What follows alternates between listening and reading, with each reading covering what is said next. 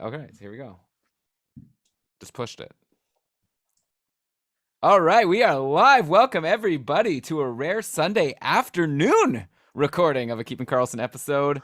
I'm Elon. This is Brian. I'm excited to knock this one out. Hi everybody. It's great to see you on the old YouTube. Hey Shams and anybody else who's joining us today. I'm trying to think of what Elon and I were talking off mic about how Little Caesars. We weren't. You were just talking about it. I'm not interested in this conversation. I don't care. Okay. All right. Well, then forget it. If you don't care, then no one must care. I care. I don't know. The discussion was how much longer will Little Caesars Pizza be better than the Detroit Red Wings, both owned by the Ilitch family. The Red Wings are good already. It's over. I don't think it's over yet. I think it will be over. I think that once you have Larkin, Raymond, you've never even had Little Caesars Pizza. And Nedeljkovic, that's already better. You're already better. That's like saying if you have a bunch of prospects, your dynasty team is awesome. Yeah. Technically. Well, no, it's a today thing. Wings beat Philly pretty handily on Saturday. Who doesn't?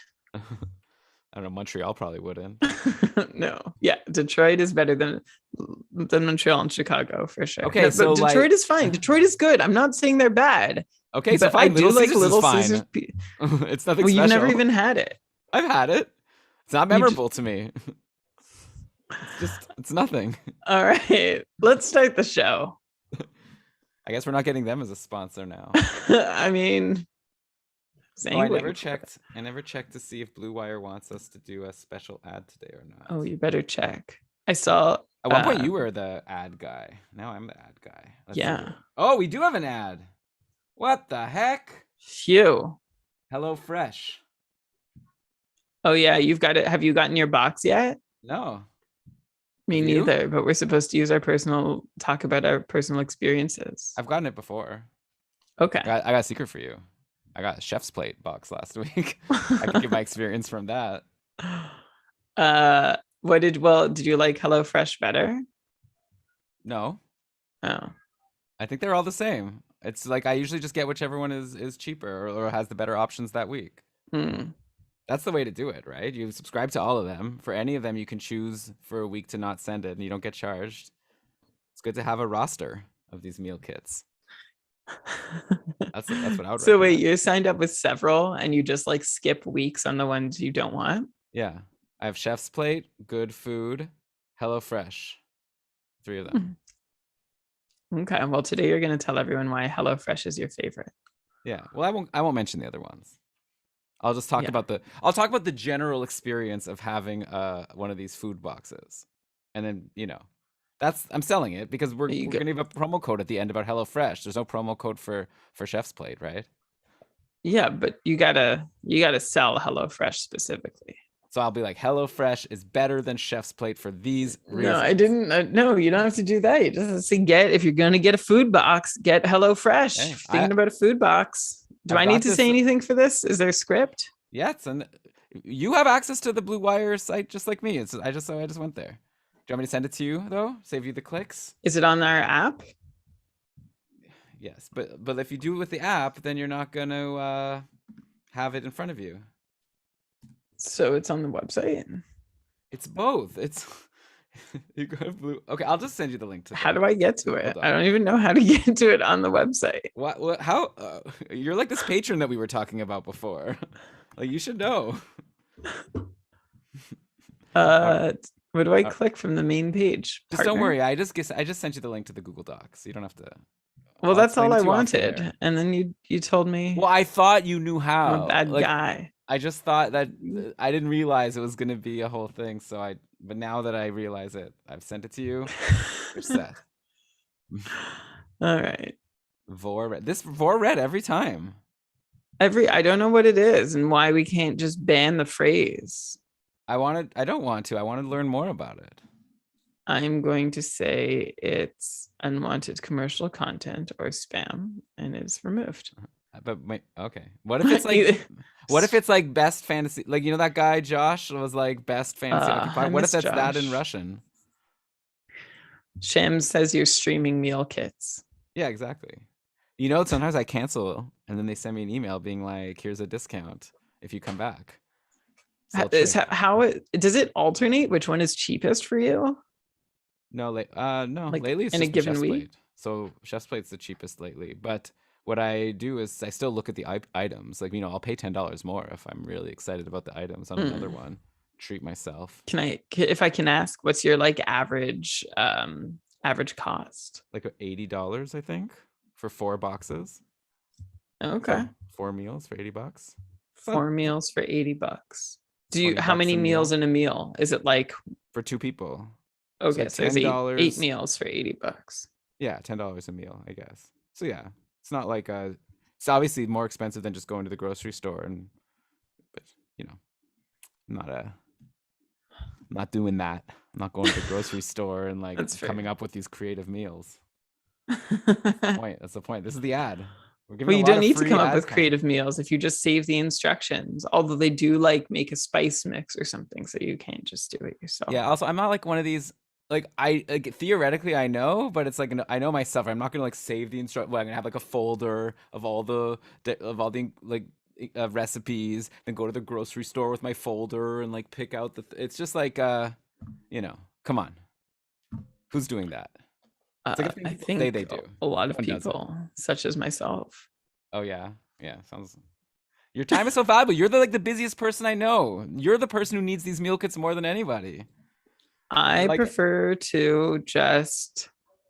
How long do you spend at the grocery store? This is the ad. Like 1 to 2 hours every. Oh my god! Like an hour a week. An hour a week, okay. Maybe an hour and a half a week on average.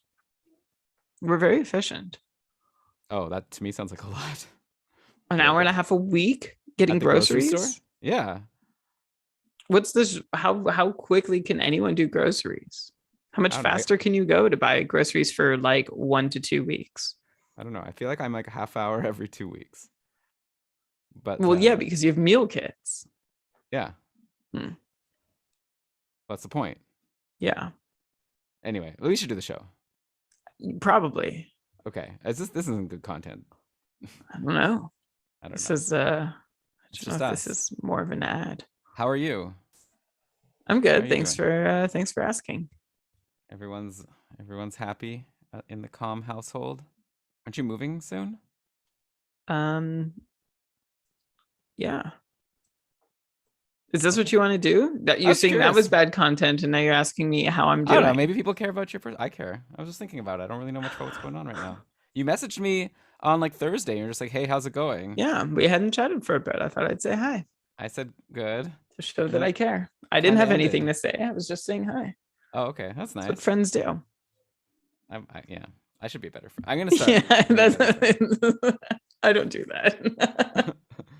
Yeah, I never. But that sometimes I go like a long time without talking to my friends, and then I think to myself, I wonder if we're still friends. Yeah. I messaged. I think you're a great friend. Just say I just told him like that I'm like about some video game thing, and we just got right to talking. I didn't even ask him how he was. It's kind of bad, right? I should have been like, "How are you?" Not just. I do that all the time, actually, with colleagues. I'm all bit like I need something from them, and I just write them and say like the thing that I need or that I want to talk about, and then like 5 seconds later, I'm like, "And how are you?" or like, "And good morning." But it's not. I should have led with that. But do you think do you think they appreciate that, or do you think they're like eye roll? Like I think so. I think they appreciate depends on the person, right? But. I know if I was at work and someone messaged me asking for help or asking me for something, and then afterwards they were like, "And how are you?" I'd be like, "Ugh, I thought I was done with this conversation. Now I have to also write back and say how I am." Oh, I don't even say like I don't say how are you. No, I don't say how are you. I just say like I add like and hello or and good morning. Oh, I see. Okay. Or hope all's like good. Like nothing that they need to respond to. No, I should have just you start with the what do you call it? The opening. It's not an honorific. That's like Mr. or Mrs. Yeah, the greeting. You start with the greeting. Social coaching from Kopp and Karlsson. We should do a podcast about that. Sir Fonzie's asking, this isn't the show. It certainly isn't. Look, I lost both of my major matchups. Oh, so this for is like it. 2 weeks. For like 2 weeks, You it's just been want like to take just your like mind off it. I get like it. it was Monday like 2 weeks ago, and I looked and I was like down by like 15 games in both of my matchups. I was like, well, this is gonna be a fun 2 weeks. Now I gotta talk about what happened. I've barely been paying attention. I'm just kidding. Well, I've still been paying attention. But I wish It's hard to pay attention when you're losing. Especially when you have no chance. I definitely pay more attention when I'm winning. I pay attention when like it's like I have a chance, or if I'm winning. Yeah. Like, all right. Like when I'm losing, I'll like, like I check, but when I'm winning, I check like every 10 minutes. I'm like, I'm still winning because it feels good. Especially I've lost so many times this year. It's like I need to milk those moments where I'm winning. It's like, I'm still winning. Oh, who am I gonna add next? Oh, I don't know. My team's winning. Are you speaking of thanks. I can watch all the way up until my wife says now it's time to. Okay, thanks, Hop on Nuts. Okay, we should get started. Okay, you were talking about video games though. Do you still use your Switch? Maybe I can. I've already lent it to a different friend. What? I don't know. A friend you like more than me? You never asked me for it. First of all, like, I'm asking you for it now. So what? I'm gonna mail you my Switch, or are you gonna? What's the loan period to this friend? I could ask for it back. Is it indefinite? But like, what's the plan here? Do you want it? Do you want it for the rest of your life, or would you sell it? I was thinking I want it when Breath of the Wild 2 comes out. I think I want to play that game. Is there? I don't think there's Breath of the Wild 2. I think it's just a new Zelda game. You're saying something when you clearly don't know what you're talking about. Well, no, but it's like you have this like smug face right now, as if you know something that you clearly don't. No, it's like there's never been a sequel for a Legend of Zelda game. It's just like the series progresses. Like there's no Ocarina of Time 2. Okay. Is there so smug and funny? Is there Breath of the Wild 2? Yeah. Like, well, how about before you start? No, I'm doing just this asking. Little bit, Google it. I mean, I've been following it, and yes, there's going to be a Breath of the Wild 2. It's called Breath of the Wild 2. Yes, like you're looking at me so skeptical, as if you're so much smarter than me that like I said this. No, dumb I'm thing. not. I don't. No, I'm sorry. I didn't mean to make you feel dumb, and I don't think I'm smarter. There's no Breath of the Wild 2. They don't do that in Zelda, Elon. Are you sure it's not just a working title? I don't know. All I know is I've been seeing every once in a while articles popping up being like what to expect in Breath of the Wild 2. But I guess there could be. I think they just don't know what to call it yet. It's possible. I mean, there's all speculation. Wow, November 2022. All right, let's start the show. Legend of Zelda Breath of the Wild 2 sequel name leaked. What's it called? I don't know. I'm going to read it in screenrant.com. Okay. Oh, it's not immediately. I thought we were going to start. You just said we have to start, but first, can you Kirby give me your Power Nintendo Rumble? Switch? No, that's not it. With all the money you're saving from grocery shopping instead of buying meal kits, I'm sure you've saved up more than enough to buy yourself a Nintendo Switch. Do you want to bet on whether it's going to be called Breath of the Wild? No, I don't care. Okay. I don't care about the Little Caesars thing. I don't care about that. These aren't things that interest me. Even breathier. Okay, let's what start. Sir Fonte says. All right. You don't have to keep telling me. I see the chat. You don't have to keep telling me what Sir Fonte No, that was me. I'm acknowledging it out loud. It was funny. I liked it. Wait, you taking a lot of things personal today. Are you okay? It's been a hard week for you. You're sensitive. I'm good. I'm feeling great. I'm ready to start. Okay. All right. You seem great to me. Here we go. Yay! Yes! Welcome everybody to another episode of the Keeping Karlsson Fantasy Hockey Podcast, the longest running fantasy hockey podcast in the world, hosted by two guys who are recording early so we can watch this football game. And Brian, I'm going to tell you, I don't even know who's playing, but I have a feeling it's going to be a barn burner. Maybe I'll bet on it. I actually have a bet on Moritz Seider to win the Calder that I made early in the season, and it's looking really good for me right now. That you were telling me in a chat recently that you think that Zegras is going to win it, but I feel like if Zegras wins it, it's more like just because of his highlights and not because of his stats. I don't think it's really fair. Anyway, I'm your host, Elon Dubrovsky, and really excited for this week's show. Joining me, as always, the fantasy hockey robot himself, Brian Kopp. Hello, Elon. Hello, everyone. That's a lot to respond to in the opening. Like, I was just going to respond to the football game comment, which I know it's Cincinnati against the Rams, who I think are no longer from St. Louis. I think they might be the LA Rams at this point. People listening, you know, or you don't know, and you don't care. You either know and you think this is annoying that I don't know, or you don't know and it's annoying because I'm still talking about it. But we're really excited to focus on hockey, specifically fantasy hockey. and hopefully come up with as great bets the rest of the season as Elon's on Moritz Seider. Although I do agree that I think, like I mentioned to you, Elon, I think Zegras is the more marketable, exciting player. Like there's more social media clout behind him. And honestly, I have a feeling that's what plays into a lot of these awards, because you have your professional hockey writers who vote on them, and you have teams waging campaigns for players to be considered. And what Seider's done this season is super impressive for what, a 20-year-old pacing for 55 points as a defenseman. That's rare. That's unheard of. When Dahlin was doing stuff like this at 18, mind you, but like we were going gaga for him. So we should be going, we should at least be giving Moritz Seider a hearty pat on the back in anticipation of him possibly losing the Calder race. But that's not a big deal. Because he's still going to be a good player. Awards aren't everything unless, I guess, you bet on them. So I'm sorry about that, Elon. You should know better than to bet on NHL awards. There's nothing like less rational than who the awards go out to. Well, I mean, when the odds I saw were 10-1, I was like, at least this is a coin flip, maybe 3-1 at best if it's going to be a 3-person race between Seider, Raymond, and Zegras. And at the time, Zegras was actually having a slow start when I made that bet. So I don't know. I just feel like not only is Seider pacing for 55 points, like you said, he's also like leading his team in ice time as a 20-year-old, like playing well defensively. Like, I don't know. It's super rare.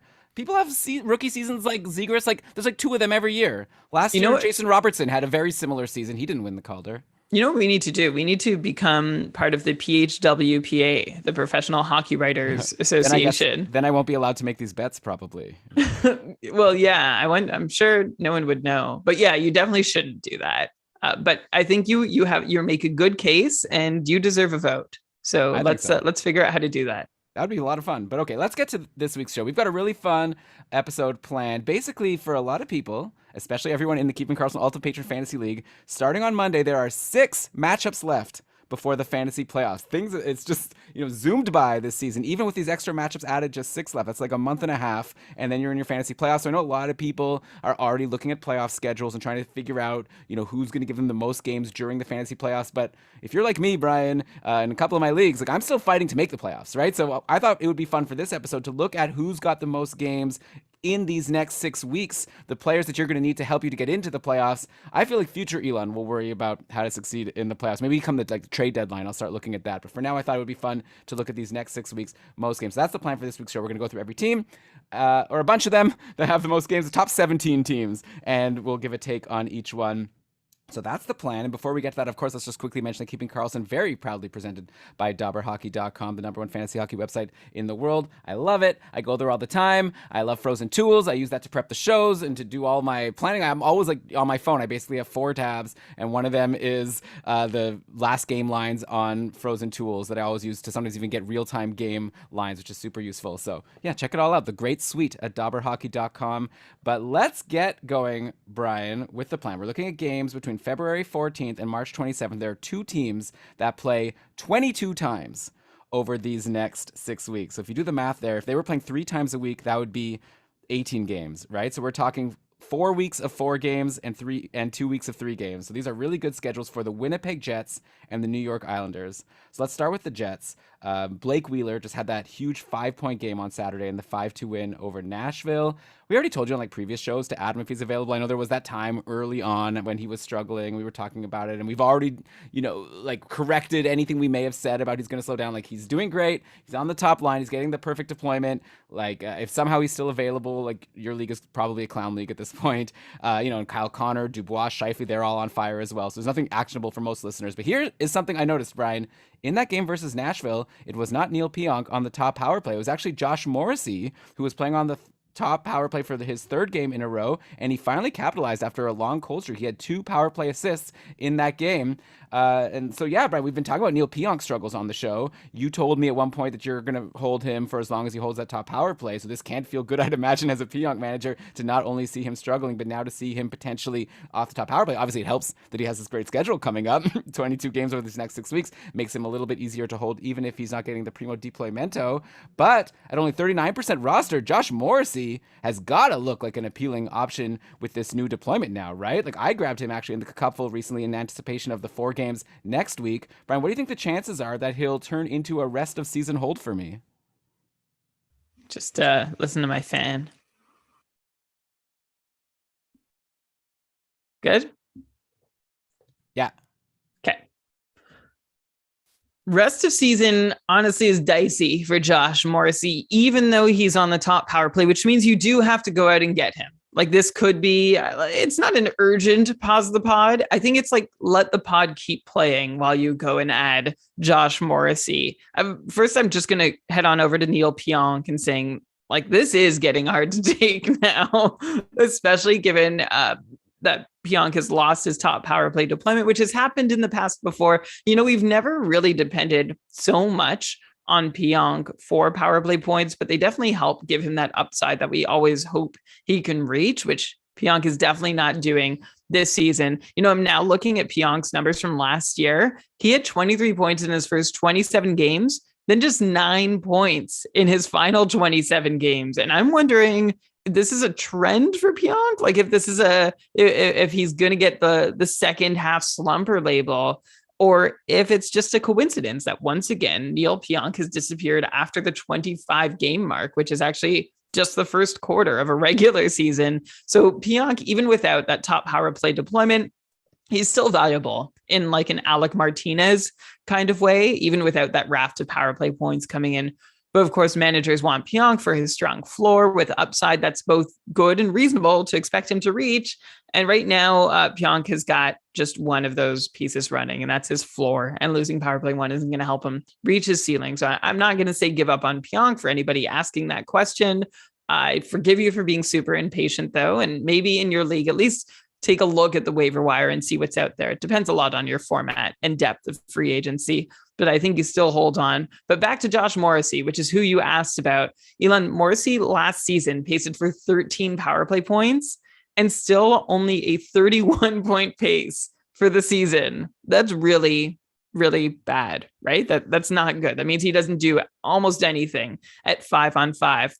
Morrissey already had 6 power play points from the second unit before picking up that pair on Saturday night, I think it was, to pace him now for 16 power play points on the year. But that is only bringing Morrissey up to a 35-point pace for the whole season. So basically, the picture I'm painting here of Josh Morrissey is that even with the top power play deployment, he's not going to be an easy one to roster all the way through because he does so little at 5-on-5.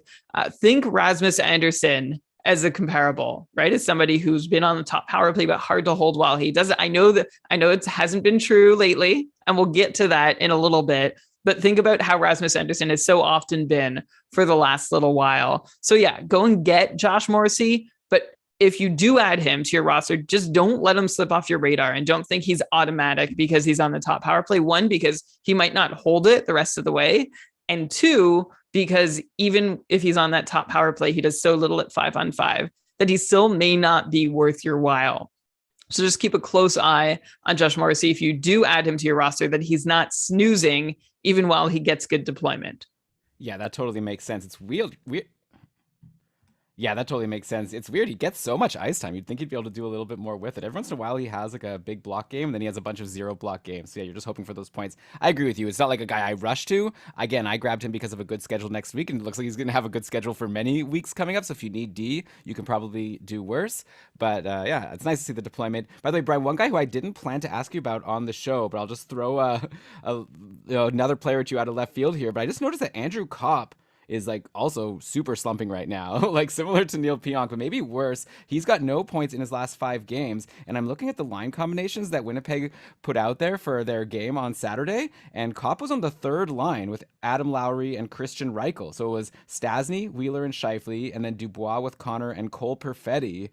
So if Andrew Kopp is a line 3 power play 2 guy, that, to me, that's it. Like, obviously things could change. That's the thing. And like with the big schedule, you'd feel so dumb to drop Andrew Kopp and then have like a game later, he's back playing with Scheifele and Wheeler. And, you know, now you've all these games that you've given up on a guy on the top line. So it's really, these are like the tough fantasy decisions, right? When a player's like bumped off a line after having a successful season, but now has gone totally cold. So I don't know what to recommend here, but I just wanted to at least mention that Andrew Kopp is getting bad deployment and is super cold. And if nothing changes, I don't see a reason why I'd want him on my fantasy team aside from, I guess, some volume of games. He's definitely on snoozer alert. I mean, his minutes are up this year, but it's just because he's taken on, or partially because he's taken on such a huge power play role. His 5-on-5 time has grown by like a minute per night, which is great. But I think that's helped him put some shots on net.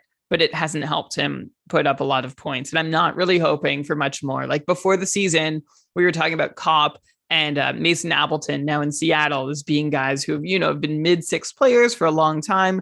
Can they step up and be reliably good in the top six? And the answer for both has been no. I will say that Kopp is at least shooting up a storm. You look at his game log and he has a lot of 3+ shots games, including a couple 5 and 6 shot games in there too. So if you're just looking for shots, you can give Kopp a shot. Sorry, I couldn't resist on your roster just for that reason, but I'm not seeing much reason to expect, especially with worse deployment, that Kopp is going to be doing much better than a 50-point pace the rest of the way. We should at least on the upside, we've talked about Morrissey, Pionk, and Kopp, neither positively, although you did mention Wheeler. And I just want to mention so many Jets. We have mentioned this all year on the show, but just to recap, so many Jets are doing well and are for real this year that we didn't see coming, or at least quite this way. Wheeler, Pierre-Luc Dubois has kept it up as we said he would earlier in the season when he came out strong. And Kyle Connor has also hit another gear and held it as we said he would all season long, which is exciting. Scheifele now heating up. He had been cold, but someone asked on our Discord server, like a patron, about what his outlook was. We broke it down, looked and saw like, hey, Scheifele's a pretty good buy low candidate. So that window's probably closed. But if you want to try and add somebody with a lot of games the rest of the season who might not cost you a blue chip piece to acquire, you might want to kick tires with the Scheifele manager to see if they aren't a believer in his recent hot streak and are really down on him from his sluggish periods earlier this year. Yeah, might be tough just because, 6 points in his last 3 games alone. So maybe hope for a pointless game on Monday or whatever and then try to get him then. By the way, regarding Kopp, you mentioned his power play. He's off the top power play now. So the latest power play, which again, this could change, right? But so Wheeler, Scheifele, Dubois, Connor, and then Morrissey on D, like we've said. So assuming no one gets injured, I don't see a path for Kopp to get back up there. No. Okay, let's go now to the other team that's playing 22 games over these next 6 weeks. That's the New York Islanders.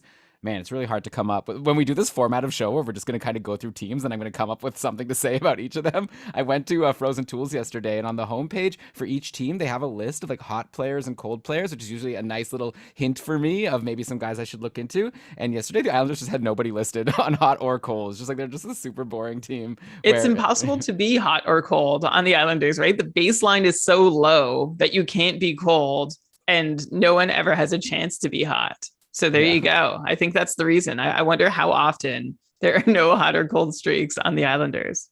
Like, I guess I will say, here are the small little nuggets that I've picked out when I was looking into the Islanders yesterday. So first of all, Noah Dobson still doing really well. And he's clearly held the top power play, even with Ryan Pulock coming back. And Ryan Pulock looks like kind of a snoozer, like dud at this point. I guess he has some peripherals, but I'm not too excited about him at this point.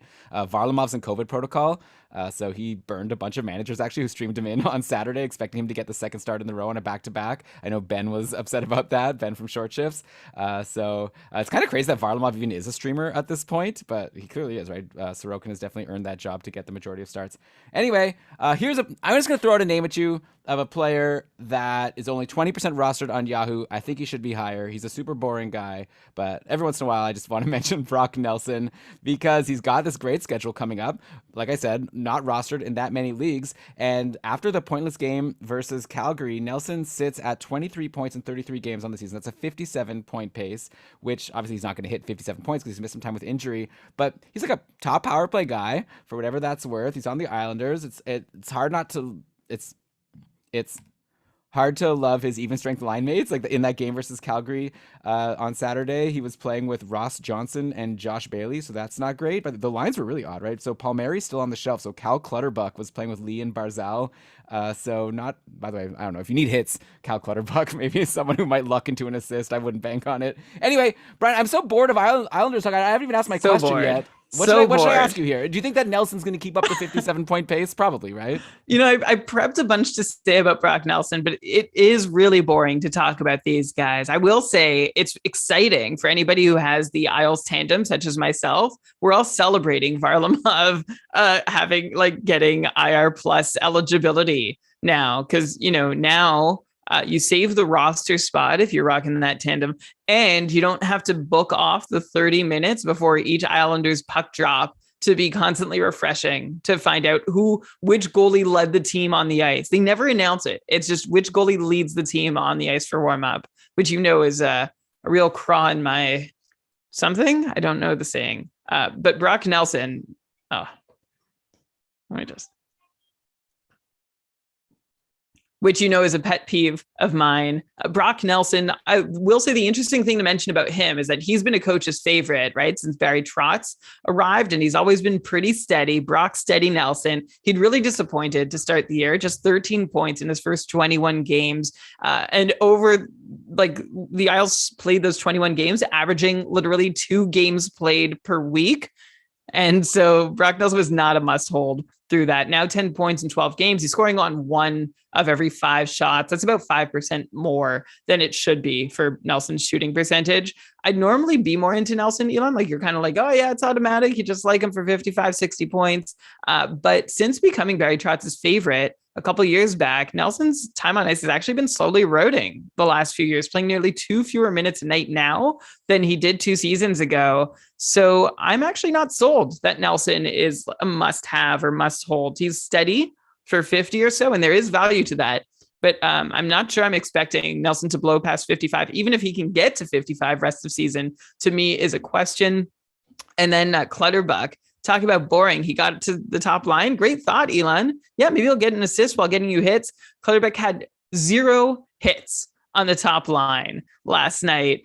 First time with 0 hits in 64 regular season games, going back to the middle of last season for Cal Clutterbuck since he last had 0 hits. My theory, Elon, is maybe going to the top line means that they have the puck more often while he's on the ice, which means there's not the same opportunity to throw as many hits as he normally does. So, don't expect, if you're counting on Clutterbuck for his hits, I'll sort of take the opposite look. Like, yeah, maybe he'll luck into an assist, but maybe his hit counts will drop, in which case, if you rely on him week in, week out to fill your hits category, you might need to take a peek elsewhere. Just keep an eye on things. Okay, yeah, I guess it's 1 game, so it's a good theory. Let's see what happens if he holds that spot. Maybe Palmieri will be back by the next game. It won't even matter. There's a guy on Ottawa, by the way, Brian. You must know him. Mark Kastelic, I think is his name. He just joined the team recently. I added him in my dynasty league. This is what happens in dynasty leagues, right? I look at the minors eligible players, and he's this guy that's throwing a ton of hits. He only plays 7-8 minutes a game, but actually my league also counts faceoff wins, and this guy Kastelic has been winning lots of faceoffs and throwing a lot of hits. So I don't know if you're in a dynasty league like me where you want these swing eligible players, then and you want hits in a categories league. He's been really good, and you don't have to pay the salary that Cal Clutterbuck makes. There you go. That's my pick. If instead of Cal Clutterbuck, take Mark Kastelic, especially if faceoffs are counted. I'm going to spell his name for anybody looking for him on the waiver wire. It's Kastelic out of Phoenix, Arizona. I don't think I need to go too deep into him. 12 points in 34 games. He's not an offensive player, but that's a great little look, Elon, for deep leagues. Hits and faceoffs aren't always easy to find. So I have no idea if he's going to play a whole lot more games beyond the 7 he's played so far this year. But good find. I like it. Good job. Is this the first time I've known a name of a Senators player that you didn't? I feel like usually you're the one telling me about these random guys. But okay, let's go now the team's playing 21 times over these next 6 weeks, the next best schedule. And the Edmonton Oilers are going to just get a bunch of them out of the way next week because they play 5 times next week. And the Oilers are obviously a very interesting team right now. Dave Tippett is out. Jay Woodcroft is in. And the Oilers gave Woodcroft the win in his first game, a 3-1 victory over the Isles on Friday on the back of a huge game for Mike Smith, where he stopped 37 of 38.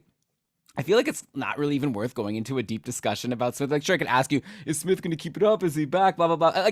At this point, I feel like, here's my opinion, and you can just tell me at the end if you disagree. I feel like this win shows that he clearly has some game left in him. He's also shown that at the start of this season for a couple games, like last season. So even though he's 39, clearly he has the ability to still be pretty good goalie in the league.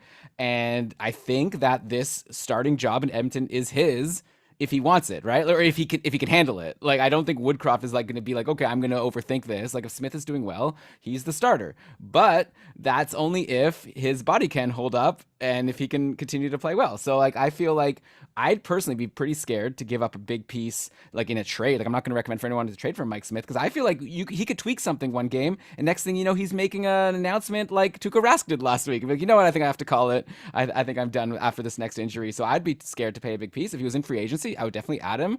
Oilers play 5 games next week, so you're going to get likely 3 games from Mike Smith, assuming he doesn't get injured. They're a good team. Like, I don't know. Now they have just got this win. Smith just had a good game. So if he's free agent, I want him, but I wouldn't trade for him because I'd be afraid that things could fall apart any second. Well, you said if he stays healthy and if he plays consistently well, and those are 2 huge ifs. So I agree, Elon. You don't want to get too invested in Mike Smith. I mean, honestly, if I asked you to rate the odds of Stuart Skinner outplaying Mike Smith in the 5 games, right? There's 5 games. He is old. He could play 3. Skinner gets 2 and outplays him. How likely? Like, I think there's at least a 50% chance that happens and then take some starts going forward. Like Woodcroft knows the new coach in Edmonton knows Skinner from their time together in Bakersfield. And I think he'll be more willing to give him a shot than Dave Tippett, who apparently you hear this story. I don't know if it's been debunked yet or not, but Mike Smith, after losing the first end of the back-to-back, went to Dave Tippett and told him, I'm starting the second half of this back-to-back. And Dave Tippett started him. They lost again, and Dave Tippett lost his job. Oh no, I don't know if that's true. That's a pretty wild story. Do you think Tippett now holds a grudge against Mike Smith? Like, again, he tried his best, right? People like these players that are competitive like that. By the way, Brian, I should point out when you're talking about Stuart Skinner, Mikko Koskinen's on the COVID protocol, but he might be back by Thursday. So we might be looking at like 1 game from Skinner, 1 game from Koskinen, and 3 games from Mike Smith. So I definitely wouldn't be banking on any other Edmonton goalie aside from Mike Smith at this point going into this 5-game week. By the way, here are the lines Woodcroft trotted out on Friday. He had McDavid with Hyman and Puljujarvi, then Draisaitl with Evander Kane and Yamamoto, which left poor Ryan Nugent-Hopkins to play with Derek Ryan and Warren Foegele. The top power play for most of the game was McDavid, Draisaitl, Nugent-Hopkins, Puljujarvi back there, and Bouchard was still in that spot, though. Actually, Bouchard got less even strength time. Probably not worth like reading too much into this. Again, like this is a new coach. Like things could change any game. Like in a 5-game week, I think the odds are higher than 50%. I will give you a higher than 50% for this, Brian, that the lines won't be like this on Sunday of next week. I'm sure at least something will switch around. I will point out, though, that Scott Cullen did say when I had him on the show a couple of weeks ago that when Zach Hyman was on the 3rd line, he was like he didn't think it would last very long, and you know he was exactly right. And hey, Hyman even scored a goal, assisted by McDavid in the 2nd of that last game, and that goal, by the way, brought Hyman to 27 points in 39 games. It's a 57-point pace on the season.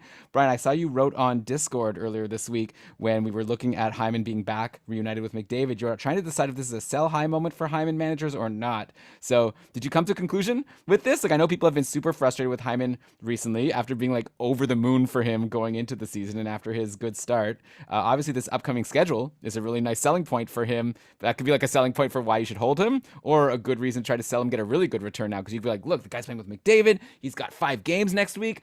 Give me a king's ransom for Zach Hyman. Maybe now's your chance. This could be a chance to sell high. I'm not sure how much higher you'll be able to sell because Hyman is there right now on the top line and has recently produced there. And if you have 2 choices here. You can sell him high to someone who thinks, this is the new normal for Zach Hyman, which I don't think it's going to quite be. I think in reality, it's going to be a roller coaster the rest of the season for his deployment. Like he might be shuffled off, he might be shuffled on. It kind of reminds me, Elon, of Sam Reinhart earlier in the year where we thought like he was a lock for the top 6. He ended outside the top 6 for a significant part of the year. And then he was producing like mad anyway, moving all around the lineup. And I feel like that's your second choice. If you're going to hold Hyman, that's the second choice. The first choice was sell him. If you're going to hold him, you just need to be ready for things to be up and down the rest of the year. Although the top 6 now in Edmonton seems pretty reasonable and feels like it could stick, it would just mean that Ryan Nugent-Hopkins stays out of the top 6. And frankly, Edmonton, as they always have, needs a 3rd-line center. They've tried and failed to replace Nugent-Hopkins there for a couple of years now. And it might just be the smart thing to do for Edmonton to keep him as that 3rd-line center where he can anchor a responsible line and not bleed goals against the way the bottom 6 has in Edmonton. I saw a stat the other day that Edmonton is something like they score 55% of the goals for while McDavid and Draisaitl are on the ice, at least that much, and 37% of the goals for without McDavid and Draisaitl on the ice, like without either of them. And Edmonton's going to need to fix that if they want to be serious. So if I'm right and Nugent Hopkins stays on the 3rd line, then maybe Nugent Hopkins, his consolation is he holds a top power play spot while Puljujarvi and Hyman rotate, amongst each other on that top unit. I'm not sure where Evander Kane fits in there on the top unit. I'm just trying to figure out the whole Edmonton depth chart because we haven't seen a whole lot with Evander Kane and now with a new coach. I don't think it's a situation where you have to sell high on Hyman, but just keep in mind nothing is guaranteed for him. And currently, he's not on the top power play. So you can shop for someone who is a sure thing, who you won't be riding the roller coaster with. But if you can't get it, don't rush to sell. Just hope that Hyman does hold in the top 6 because Nugent Hopkins stays out of it, and don't expect a ton of power play time. Right. And I guess also keep in mind the schedule because, again, like Edmonton does play a lot, at least next week. After that, then they'll probably be more like the rest of the pack because, like I said, 21 games in the next 6 weeks, but 5 of them come right away. Yeah, and we'd be remiss to mention that Jesse Puljujarvi shook off what was a 14-game goal-scoring slump last game, which is great for Puljujarvi. And he's got decent deployment right now, including seems like turns on the top power play as well. So if he's been forgotten or jettisoned in your league, go and check to just make sure he's not available. In a 5-game week, you just need to have 2 or 3 good games to be worth it. And you've got 5 chances to do it. And then Kyla Yamamoto, again, he's someone who the coach Woodcroft is familiar with from Bakersfield. They work together. We always say this is a new chance for Yamamoto, and I'd stopped saying that earlier this season. I'm willing to give him another shot at this point, especially in a 5-game week is a good time to do it if he can hold his spot on the line with Draisaitl and Evander Kane. Yeah, I hear you. Why not try one of these guys for a 5-game week next week? And you could always drop them afterwards. Okay, let's go to the other team playing 21 times over these next 6 weeks. That's the Minnesota Wild. The Wild continued their fantastic season with a big 3-2 win over the Hurricanes on Saturday. I think at this point we've done enough talking about like Kaprizov and Zuccarello on the top line and like Fiala and Boldy on that other line. Like those, we've discussed they're all 4 of those players I think are very good, and there's nothing more to say. But I do want to get your take on a guy who hasn't been coming along for the ride on the top line with Kaprizov and Zuccarello lately, and that's Ryan Hartman, who's held that spot, but after going pointless again on Saturday, is now mired in a cold stretch of only 1 assist in his last 7 games. Hartman's shots and hits are also down from what he was doing in the first half of the season. I noticed that this slump started right around the time he was bumped from the top power play.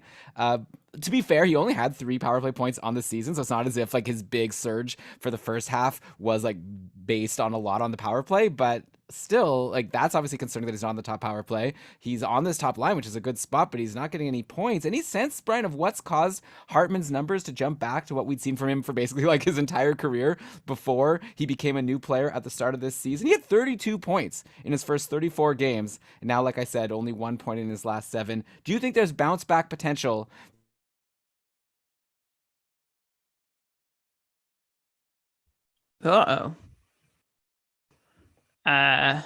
When you come back, Elon, I know where you ended, so you can pick up from there. Hi, chat room. While we're waiting for Elon to return, I'm just going to send Elon a message. You ended on, do you think there's bounce back? All right. Hi, chat room. This is your chance to ask questions while we wait for Elon to sort out any tech issues he might be having. K Towney, hey, long time no see. Cole Caulfield and Ryan Pulock will win leagues off free agency. Oh, Elon's really gone. Are we still live here?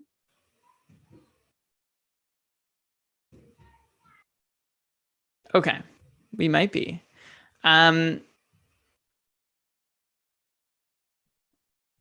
Just a sec. While we troubleshoot live here. Yeah, the internet gremlins are back. I think you can still see or hear me, so let me know.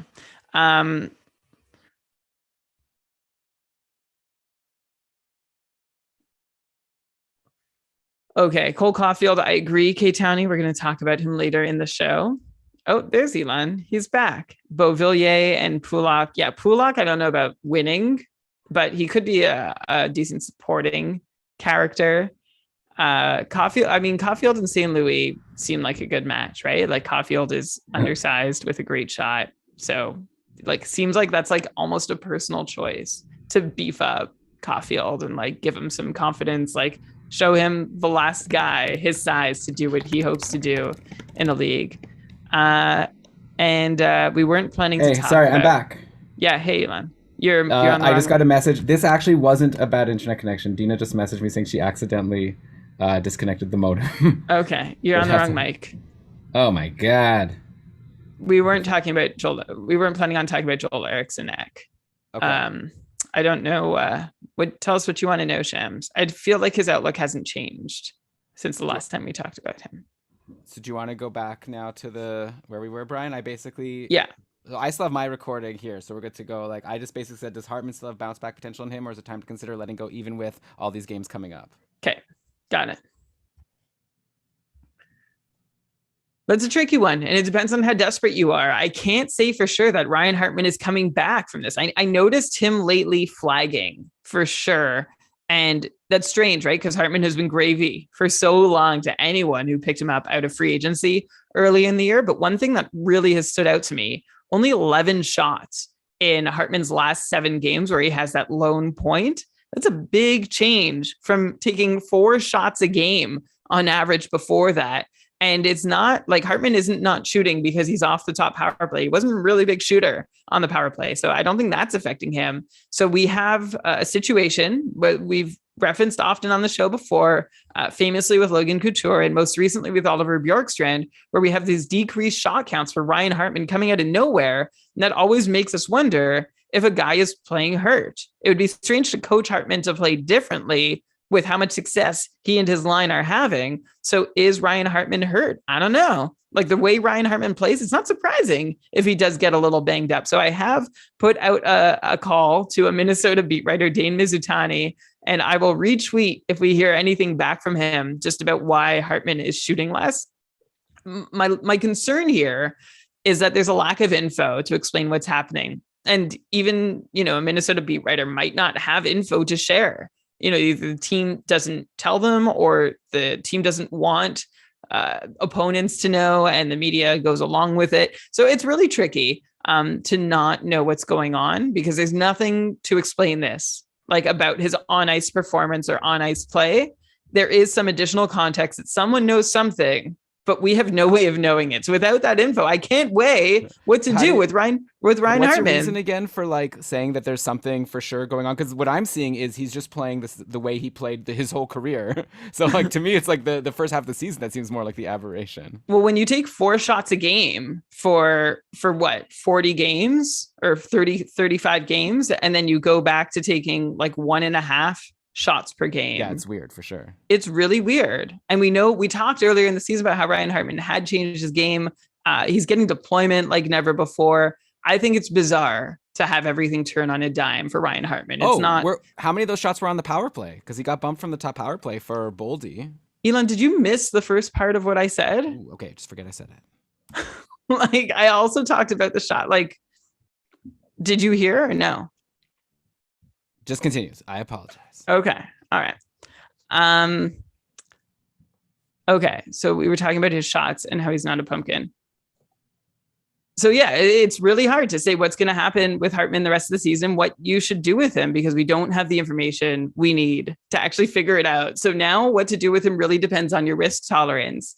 Do you think he's going to rebound because everything is going to be okay shortly? Or or can you handle waiting if he doesn't? That's the ultimate question that you need to answer based on your own situation, because unfortunately there is nothing here that we can sink our teeth into to answer this question based on any kind of evidence. This is a total gut call. If I have Ryan Hartman on my roster, I'm not giving up. Like, he's done too much for me for too long. But if you're fighting for a playoff spot and you don't see him step it up soon, then maybe it is time to let go. And if you can find someone better at a free agency who can at least take a bunch of shots for you, then maybe it's time to make that swap. If you can't risk Hartman being cold for another week or two while he's going through whatever it is he's going through.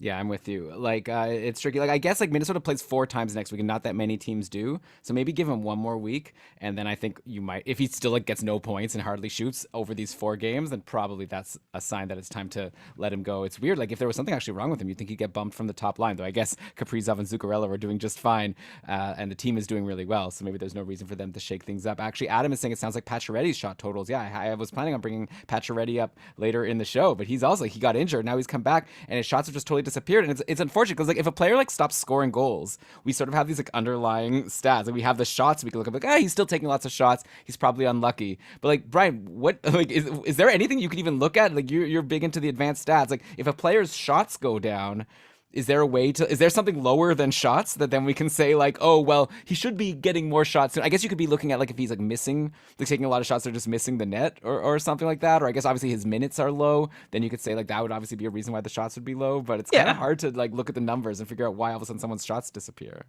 Exactly, which is why I'm saying like we need more info here. You could look at shot attempts, that would give you information, but Hartman's shot attempts are also down. You could look at time on ice, but Hartman's is not significantly changed. So there's no if we had access to better data, like where like a heat map of where a player is standing on the ice through the game, or like have a way to demonstrate where they get their puck touches, what they're doing with each puck touch. Like we don't even have shot assist data, which would be one way to know is Ryan Hartman just setting people up more often rather than shooting, which would still leave us with a bunch of questions. Like, why is Ryan Hartman all of a sudden deferring to everybody else on his line?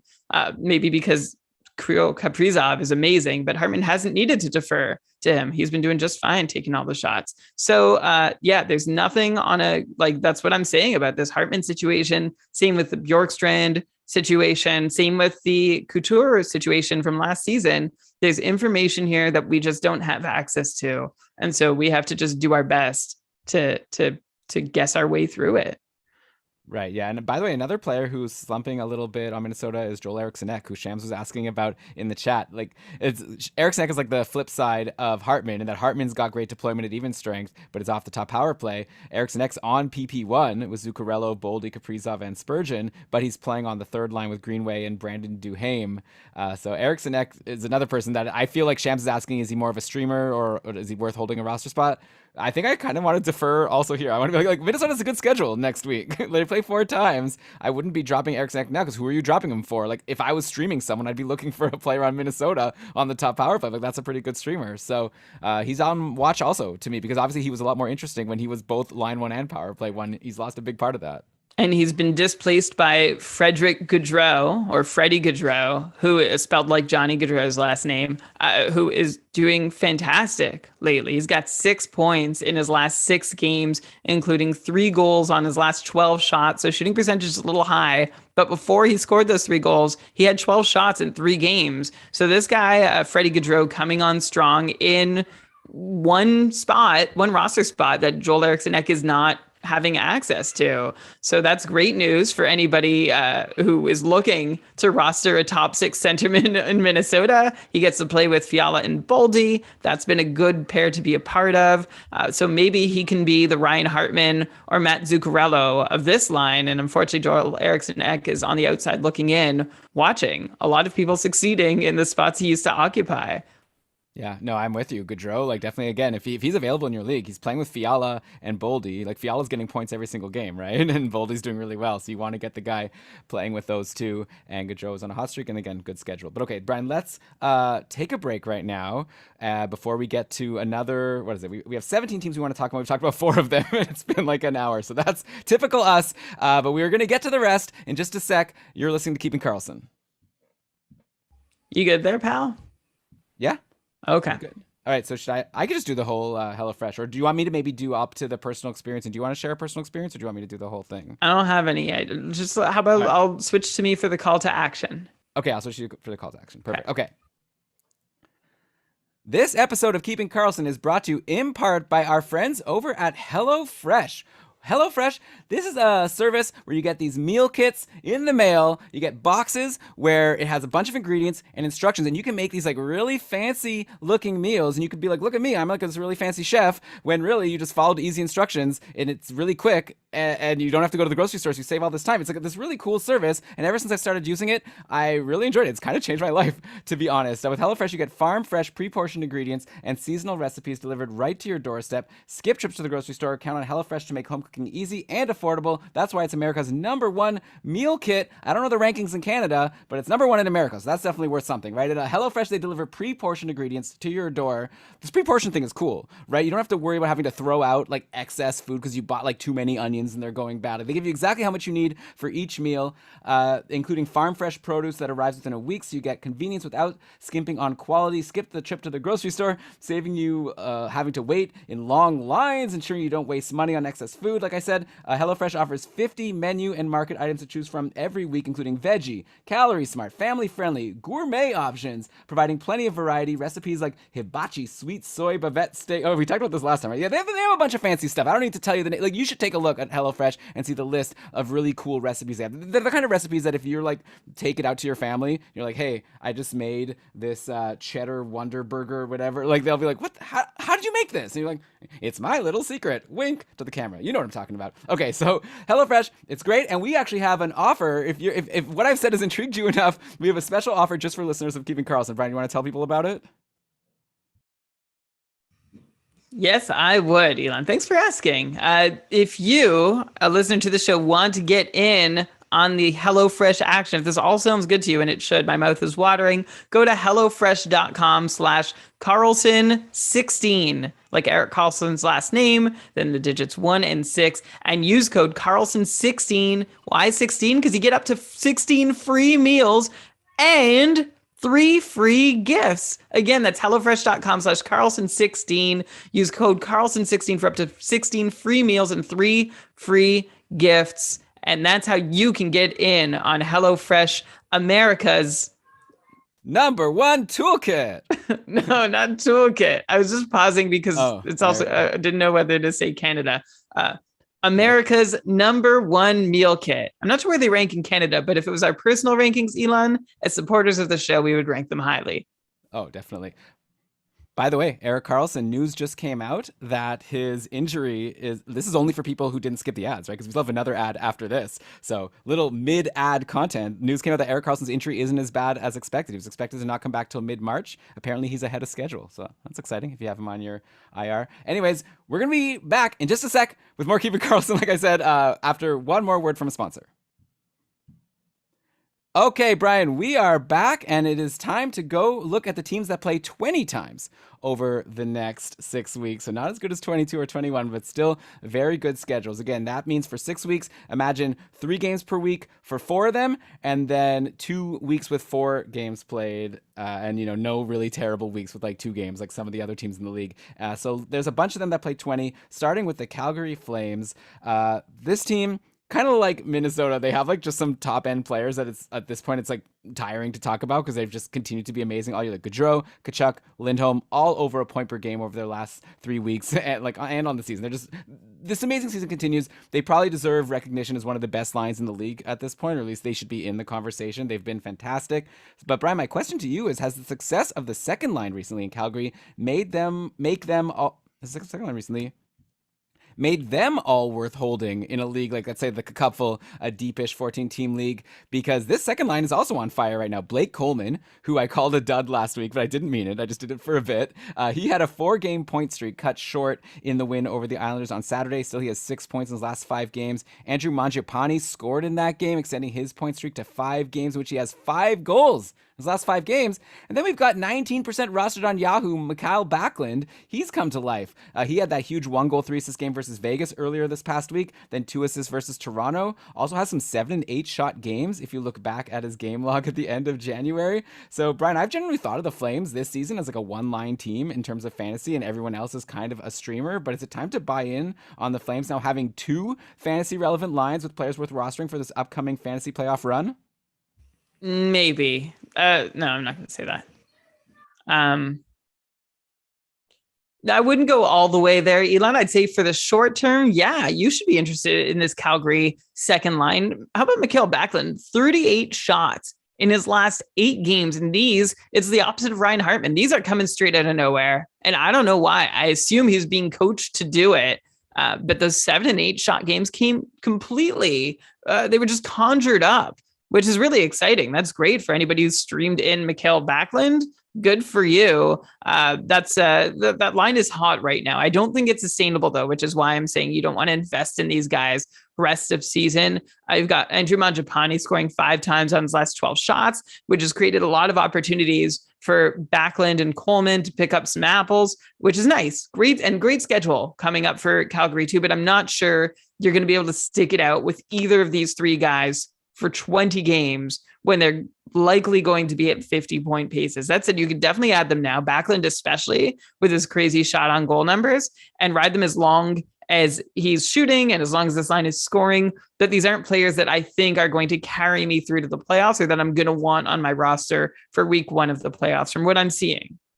Okay, yes, it's definitely something to watch. I wonder if at some point Calgary will shake things up, but obviously they won't, right? Now they potentially have 2 good lines. They're doing really well. And by the way, the defensemen also deserve some kudos, right? Like you brought up Rasmus Andersson before, but then you quickly said that lately he's been good. And yeah, he has 8 points in his last 11 games.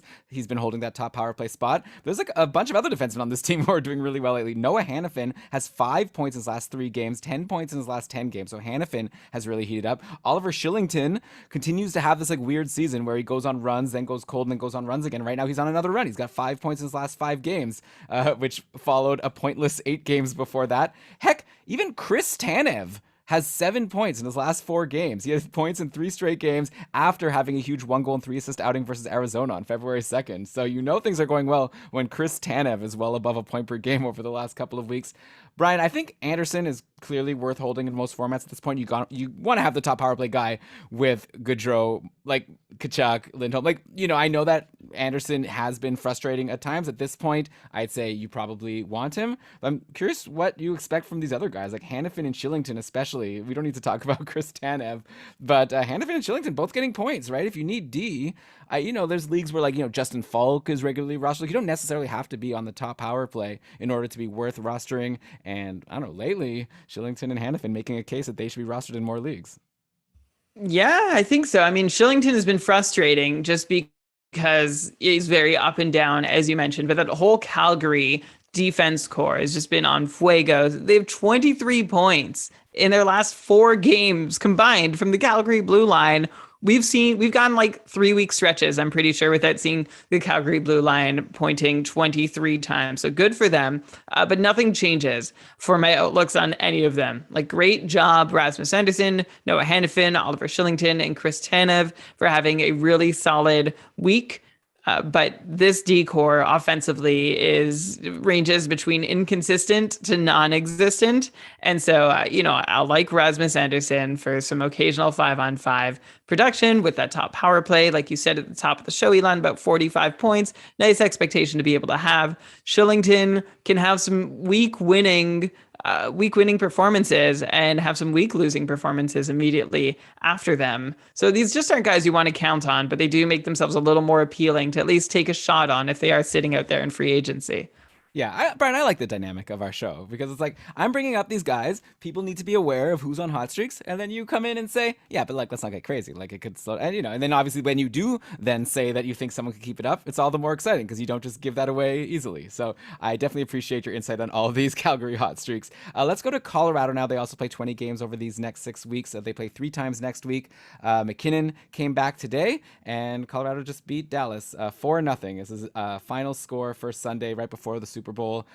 So by the way, looking at this team, looks like Darcy Kemper is like being treated as the starting goalie at this point. His start today was his 4th in a row. Going into today, he had 5 quality starts in his last 6 games, including a huge win over Tampa Bay on Thursday. And then today he got a shutout, right? So he's keeping this hot streak going. There was a point in time when Francouz came back from his injury that it looked like maybe there could be a risk to Kemper's job, and Francouz might be more than just a backup. He might be like a 50-50 guy, and Francouz has played really well, right? It's kind of too bad for him that Kemper's done so well, because you'd think that Francouz has earned more starts. But it seems to me like Kemper is the starter, Francouz is the backup, and you don't need to like hold the tandem. Like I had the tandem in Cupful for a little while. Like I had Kemper all season, and at one point I felt like I needed to grab Francouz, and yesterday I dropped him for Binnington and it didn't go well for that was for Thursday's game. So my drop was good, but my ad was not good. But yeah, I think at this point, like, hey, Colorado plays Tuesday, Thursday next week. Sorry. Hey, Colorado plays Tuesday, Wednesday next week. So clearly Francouz will get one of those games, and I would want that game. But I think after that, you could stream him out. We've got a sure starter in Darcy Kuemper, who's looking like he could, have a really big end to the season, because Colorado is a really strong team and he's really come on. I think that, sorry. Right. So this is advice to anybody who did bring Francouz in. It's time to let him go, right? Unless you're looking for, I don't know, a start a week and good rate stats, then Francouz could still help you there. But he's not helpful in volume formats where if you need saves or wins. And good for Darcy Kuemper. What an up and down season for him, but he seems to have earned back the job. A .948 save percentage over his last 8 appearances. Not the toughest competition in those starts, like a couple against Arizona. He had some Montreal, and I think Chicago was in there too. But that last win where he stopped 36 of 38 against Tampa, that's a starter affirming kind of outing. And I think buys Kuemper at least a little more rope than he might have had at other points this season to run with the starters crease. So way to go, Darcy Kuemper, for doing that. And tough luck to anybody who was hoping Pavel Francouz might be at least a 50% share meal ticket, because he's not looking like he's going to be that. Yeah, and speaking of meal tickets, Kuemper is a UFA, I believe, after this season. So he's definitely earning himself a potential big salary with it. Like you talked about that Tampa game, now he just shut out Dallas, so he's really coming on at the right time. Obviously, it'll depend what happens in the playoffs. Let's go now to another team playing 20 times over these next 6 weeks, and that's the Columbus Blue Jackets. Patrik Laine's scorching run continued on Saturday with his 1 goal, 1 assist versus the Habs. He's now up to 12 points in his last 6 games. 2 points per game. Like it's nothing for Patrik Laine. And by the way, check out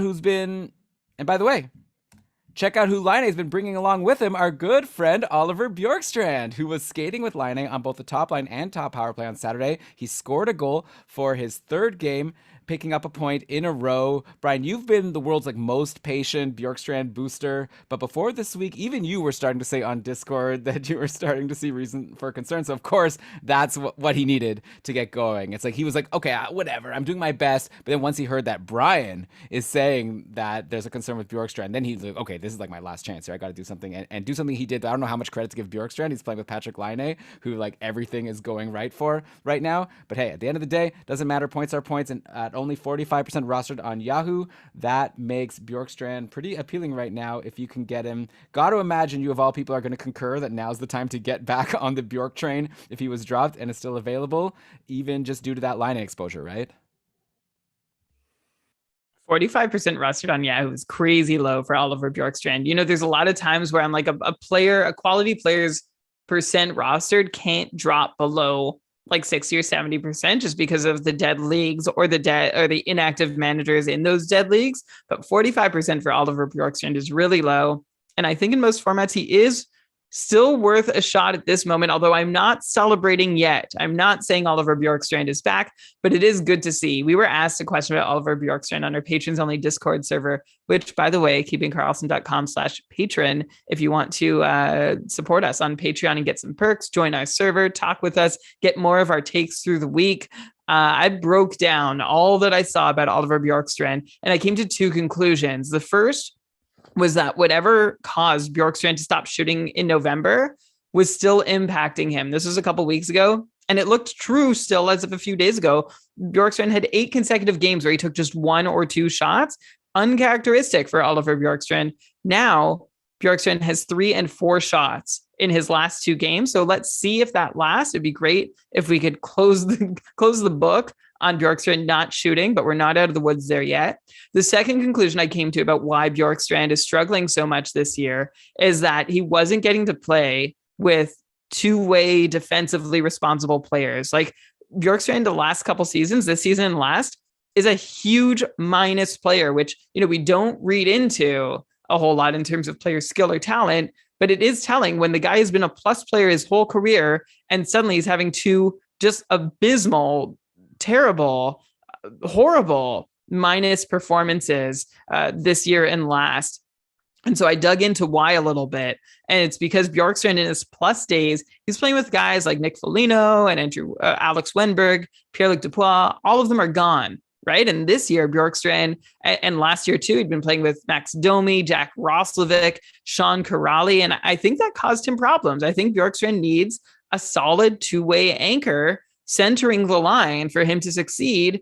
And also some stability. His line mates have been all over the place over the last couple months. But now Bjorkstrand is playing with Boone Jenner. Forget you asked if Patrick Laine is going to carry Bjorkstrand. I think Bjorkstrand actually benefits more from someone like Boone Jenner, who can hopefully be a steadying presence for Bjorkstrand. And I just hope that this line holds. So there's two things we need to keep watching for Oliver Bjorkstrand. First, is he regularly taking 3 or more shots per game? And second, is he playing steadily on one line with a two-way player like Boone Jenner? If the answer to both of those questions is yes, you're good. If the answer is no to either of those questions, then we're not ready to count on him again yet. But I still believe we will one day. It just hasn't been right for Oliver Bjorkstrand.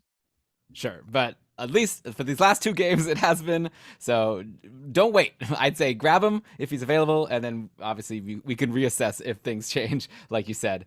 By the way, Boone Jenner also 45% rostered on Yahoo, which is really bonkers to me, maybe even more so than Bjorkstrand. Believe it or not, so I'm in a Fantrax categories league, which is like all the categories, and Fantrax has their own way of ranking people. So I don't know, like the secret sauce of how they come up with this ranking, but according to the ranking there, Boone Jenner is ranked as the 16th forward. Is ranked as the 16th skater in the league, according to my categories, like goals, assists, shots, special teams points, hits, blocks. He blocks, by the way. Boone Jenner even blocks kind of like a defenseman. He's averaging around a block per game. There's giveaways and takeaways. He's great for that. Face-off wins. Like, Jenner is contributing to every category. Like, actually, the one category he's not contributing as much as I expected is special teams points. He's been on the top power play all season. He only has 8 special teams points compared to the guys who are ranking a little higher than him. But still, man, in your multi-category leagues, Boone Jenner has been a revelation. And at this cheap new contract they signed him to, mwah.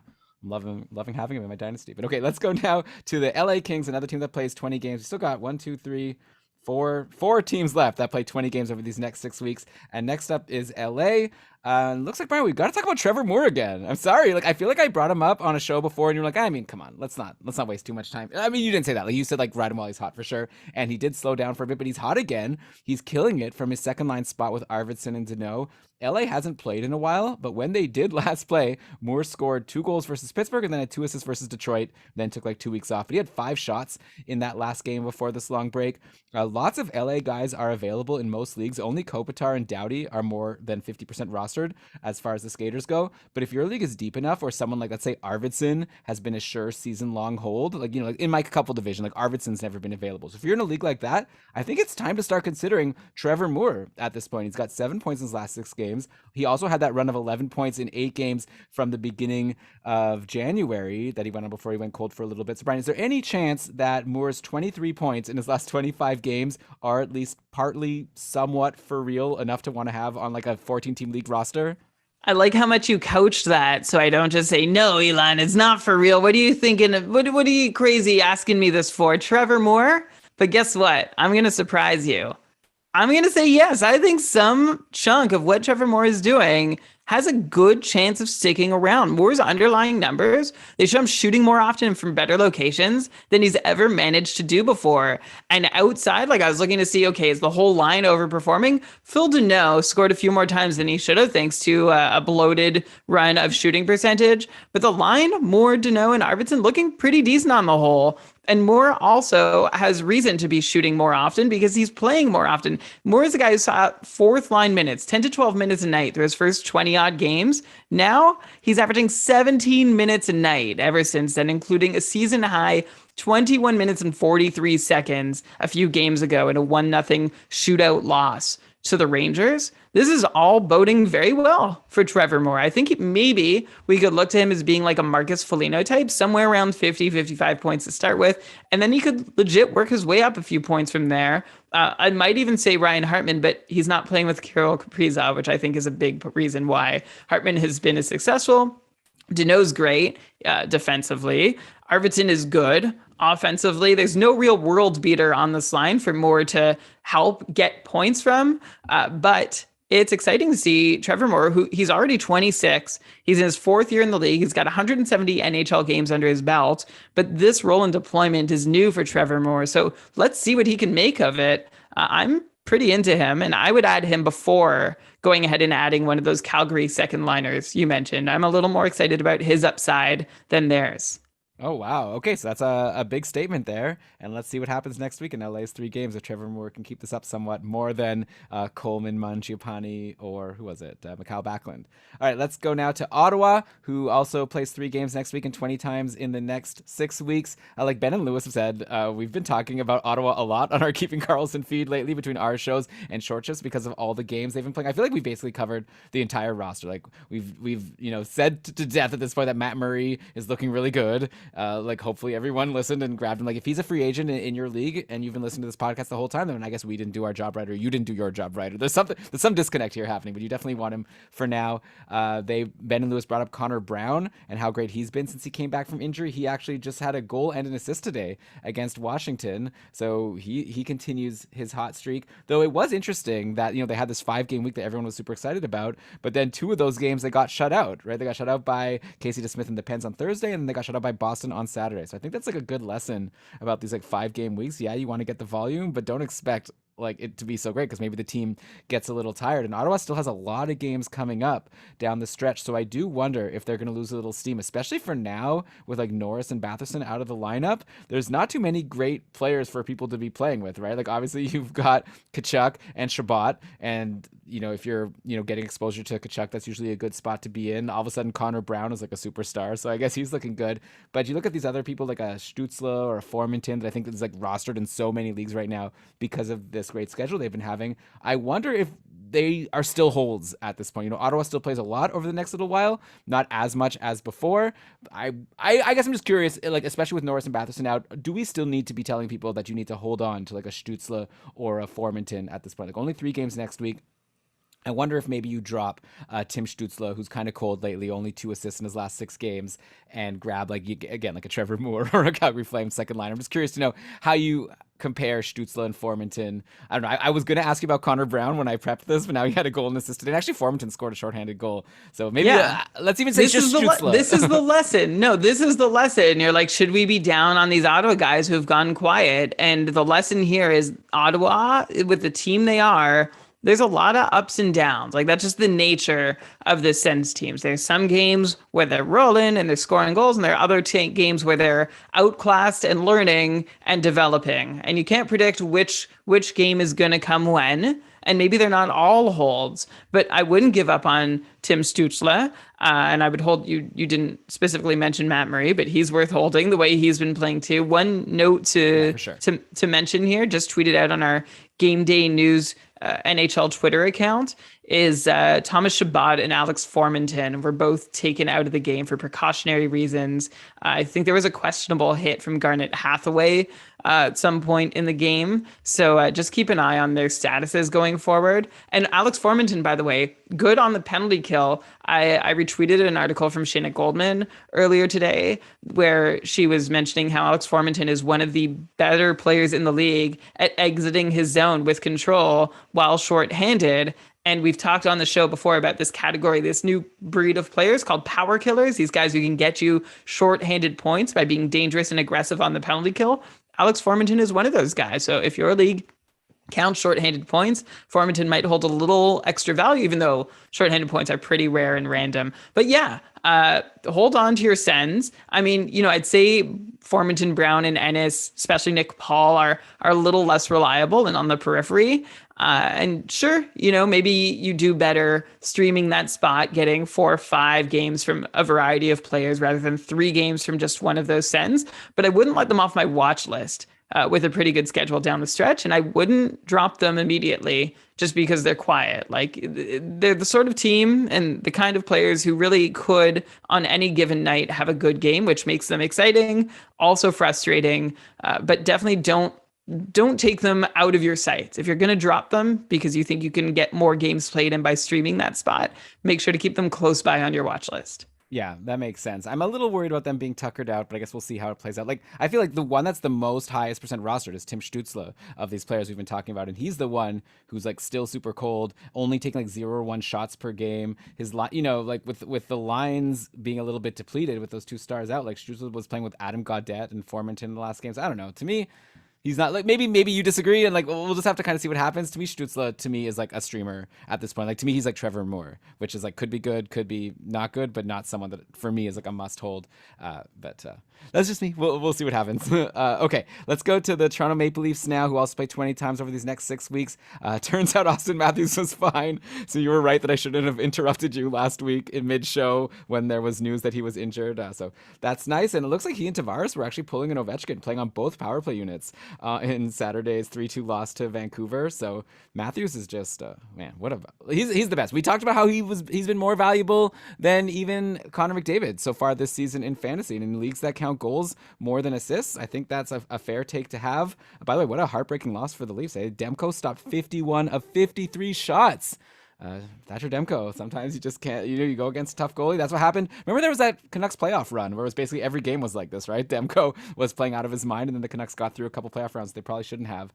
Anyways, let's look at the goaltending, okay? So Petr Mrazek played in that game on Saturday. He didn't have his best game. He stopped only 21 of 23, but still it's interesting that he even got that start, because generally, like if it was Colorado, it seems like they'd be playing Kemper if it wasn't a back-to-back, but Mrazek got that start on Saturday, and it seems like he and Campbell have been basically splitting starts over the past few weeks after Campbell played pretty much every game up until around mid-January when Mrazek finally got healthy. And I guess it kind of makes sense that Mrazek has gotten more time in the net because Jack Campbell's been pretty bad lately. Like, he actually only has 1 quality start, and that was against New Jersey. And we know what Lewis thinks about New Jersey, right? So he only has 1 quality start and 4 really bad starts over his last 6 games. These are stats from Frozen Tools. He had a brutal 5 goals against night in his last start versus Calgary. If I were to make one of these memes, let's say I wanted to get a lot of retweets. First of all, I need to like take over Dom Lucian or like Dmitry Filipovic's account, right? That's step 1. Then here would be my tweet. I'd say like, the tired wired meme. I'd be like, tired is putting a picture of Jordan Binnington and saying that like being concerned about Binnington's fantasy value plummeting. And then I'd put a picture of Jack Campbell and say wired is being concerned about Jack Campbell's fantasy value plummeting, because it hasn't happened yet. No one is really talking about him as like someone to be especially concerned about. Ben actually in Cupful Tier 1 Sweden posted like a couple weeks ago that he has Campbell up for sale, and I was interested because I need a goalie, and I was like, well, what are you thinking? Like, who do I have to give you? And he basically listed like 3 of my superstars on my team and was like, I'll do it for 2 of these guys. And I was thinking of countering, saying, I'll give you one of Kuznetsov or Nylander or D'Angelo. Then I thought to myself, you know what? Maybe I won't, because Mrazek is back, and now I'm really happy I didn't, because it's starting to look like maybe this is a 50-50 thing. I don't want to say the sky is falling too much, but I want to get your current take on this Leafs goaltending situation where Campbell has started to struggle. Mrazek is playing half the games. I don't think Mrazek is like going to take over as the starter, but there's not as much value. This might be an Allmark Swayman situation, right? Where it's like 2 good goalies on a good team, but how much fantasy value do they have if they're not playing more than like 55% of the games? It's interesting that you say like an Allmark Swayman situation, and then you say it's like having 2 good goalies on a good team. I'm going to focus on the 2 good goalies part. Of course, Jack Campbell's numbers are sterling, a .921 save percentage and 65% quality starts. That's beautiful, amazing, fantastic, elite performance from a goalie from a fantasy perspective.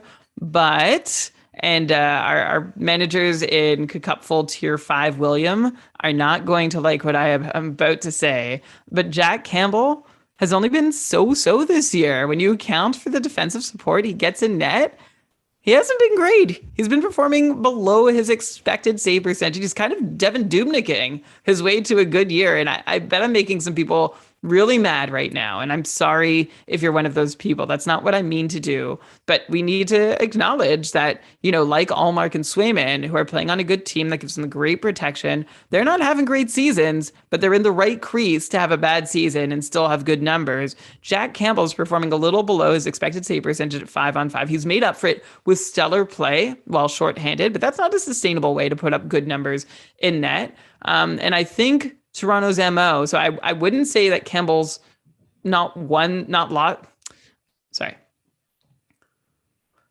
wouldn't say that Campbell's won the job. I'd say that Mrazek has yet to mount a reasonable challenge, but I do think Toronto just wants both their guys to be ready, which is only possible if they do share starts to some extent. I still think Campbell can outplay Mrazek for as, a little sub-average as Campbell has been. Mrazek has been much worse at 5-on-5 to date than Campbell or any average goalie would have been if playing in the same crease, facing the same shots as Petr Mrazek. And I'm not sure Jack Campbell even needs to outplay Mrazek or if it matters. I don't think Toronto wants either guy take on a number one load, even if one guy is substantially outplaying the other. I mean, the offense and defense in Toronto can win games regardless of the goalie. So, Elon, good on you for not trading a stud for Jack Campbell. And I don't know if you foresaw him losing starts to Mrazek, but at least you avoided having him while he did. It's been a nice ride for Jack Campbell while Mrazek was injured, but now we're back to the way it's been all year. Outside of a 5-game stretch where Mrazek was healthy, and Toronto gave Campbell a string of consecutive starts. Whenever Mrazek has been healthy outside of that, they've gone back and forth. And I can't say with confidence there's going to be a ton of opportunities for either guy to see runs of 2 or 3 or more starts in a row the rest of the season as Toronto goes through the second half, trying to keep both guys healthy and ready to play. So I'm curious, Brian, definitely great analysis. I agree with everything you said. I think that it's probably Campbell maybe plays a little bit more, maybe Sorokin and Varlamov, or Sorokin plays That's a good comparison. Yeah. Especially because if Mrazek proves himself completely unreliable, then I don't think Toronto is going to be we want him to be ready. They're going to possibly read the writing on the wall and say, okay, so we need Jack Campbell to be ready. But it's pretty hard to look bad in the Toronto crease right now with the way that team's playing. Well, yeah, exactly. Yeah. The Minnesota situation where they just make their goalies look good. I did want to ask you about your process a little bit. You're saying how Campbell's actually been playing below expected. I assume you're just looking at the season-long numbers to come up with that finding, because to me it just has looked so much like a tale of he was so good at the start, and now just recently he's had all these really bad starts, which probably are just tanking his numbers. I wonder, I can't imagine. I'd be surprised because people were talking about him as a Vezina guy. Even after the first 2-3 months, were his numbers only just average, or do you have a way to pinpoint that? So over the last month, I'm going back to January 13th. It's only 6 games for Jack Campbell, but yeah, his expected save percentage. He's been brutal. Yeah, his expected save percentage at 5-on-5, or his expected Fenwick save percentage. But if you don't understand what that means, that's okay. His expected number 940, his actual number 867, and he's had an 820 save percentage at 5-on-5. Yeah. Which is just awful, right? So you're asking me to what? Look at the start of the season and see how good he was? You're saying, because he was having such an amazing season, and you're sort of dropping this bomb. His season wasn't even going that well. It just looks good, but really Toronto's deep. So I'm just curious, before this bad stretch, was he also just playing average and just getting lucky because Toronto had such good D, or was he actually playing as well as people were talking about? People were talking about him as a Vezina candidate. It's a great question because, he was playing really well for the first couple months of the season. Over his first 18 games, his expected save percentage was 946, and he was showing a 963. So that's really impressive, right? So you're right. It's not as simple as just saying on the whole, Jack Campbell has been a little below average. That's the easiest way to slice it. And I think it's not true. It's just he was amazing and now he's fallen off. That's basically the story with Jack Campbell, right? Yeah, but overall, if you're looking to rate the guy, and we have this whole sample. Even if he's fallen off the rails, it's a good discussion. If he's fallen off the rails for 10 games out of 30, how much, are you saying that we should put less weight on those 10 games? Because okay.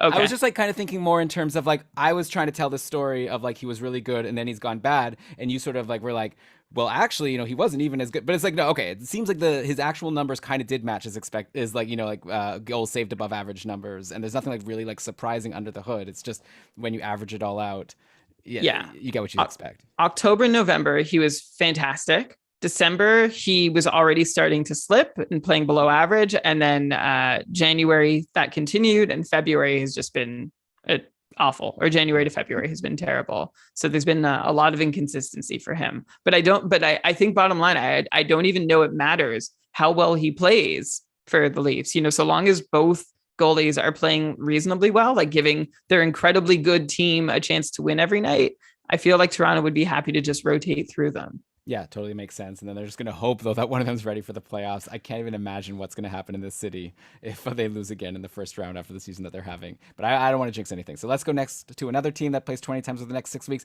in the Vegas Golden Knights. And speaking of players to be a little bit concerned about, Brian, can you please locate the real Max Pacioretty?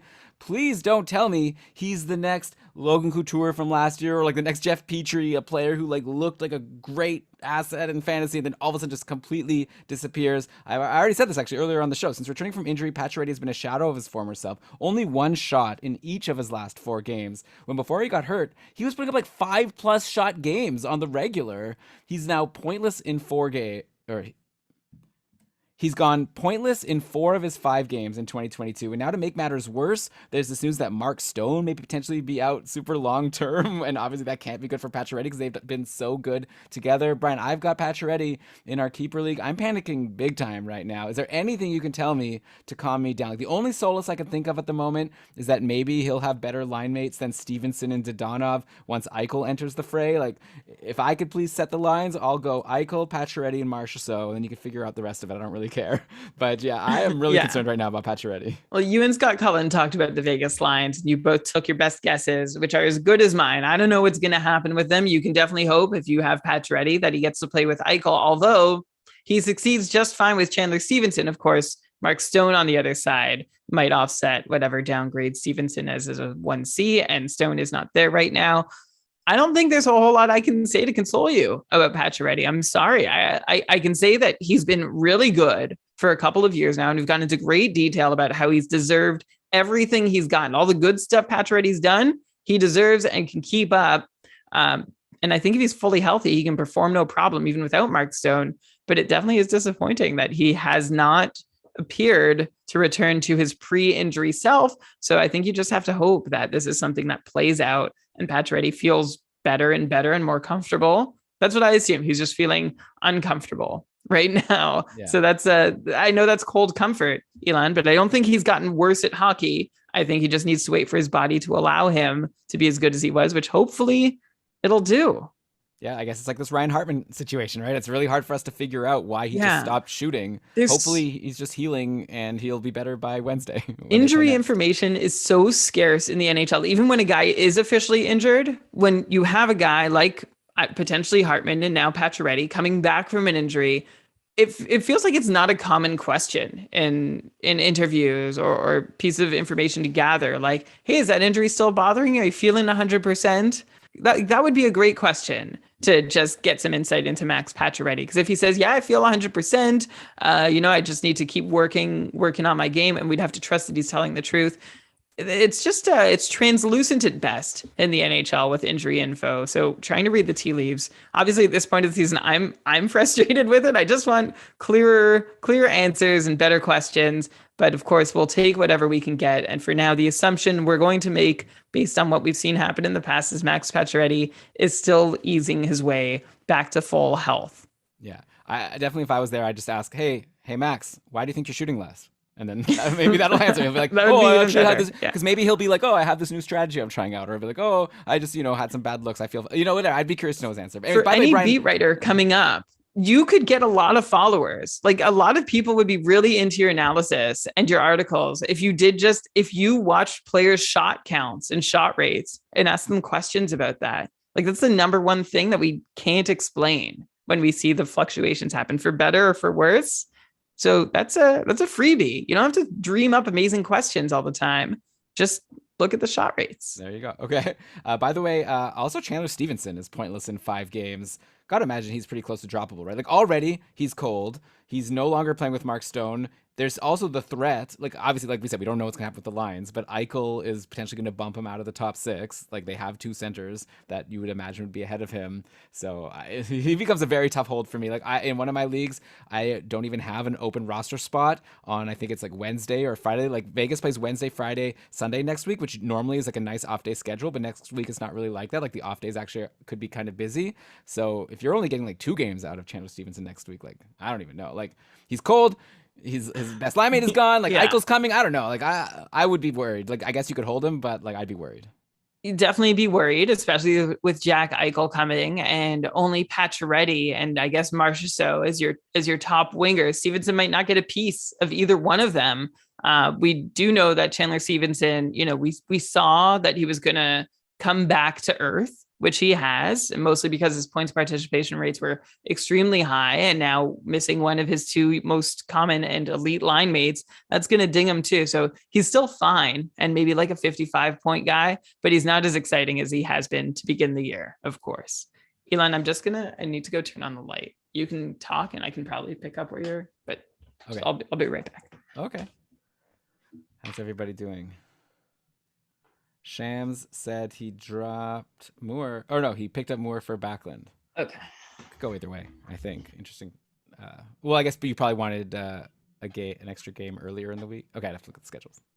Interesting. I'm curious to see how that'll play out. Okay, let's go to Buffalo now. All right, next up, Brian, we're going to Buffalo. Now we're going to teams that play 19 times over the next 6 weeks. So there's 1, 2, 3, 4, 5, 6 of those teams, and then that's how we'll end the show. We'll do a quick lightning round after that. So there's still a lot to get to, but I wanted to stop in on Buffalo because we're gonna basically now we're talking teams that have decent schedules. Like this is average. So any team that we don't mention on this week's show, those are teams that have below average schedules over the next 6 weeks. And if you're depending on one of their players, you might be a little bit concerned that you're not going to get as many games as players on other teams. But okay, Buffalo is one of those average teams with 19 times.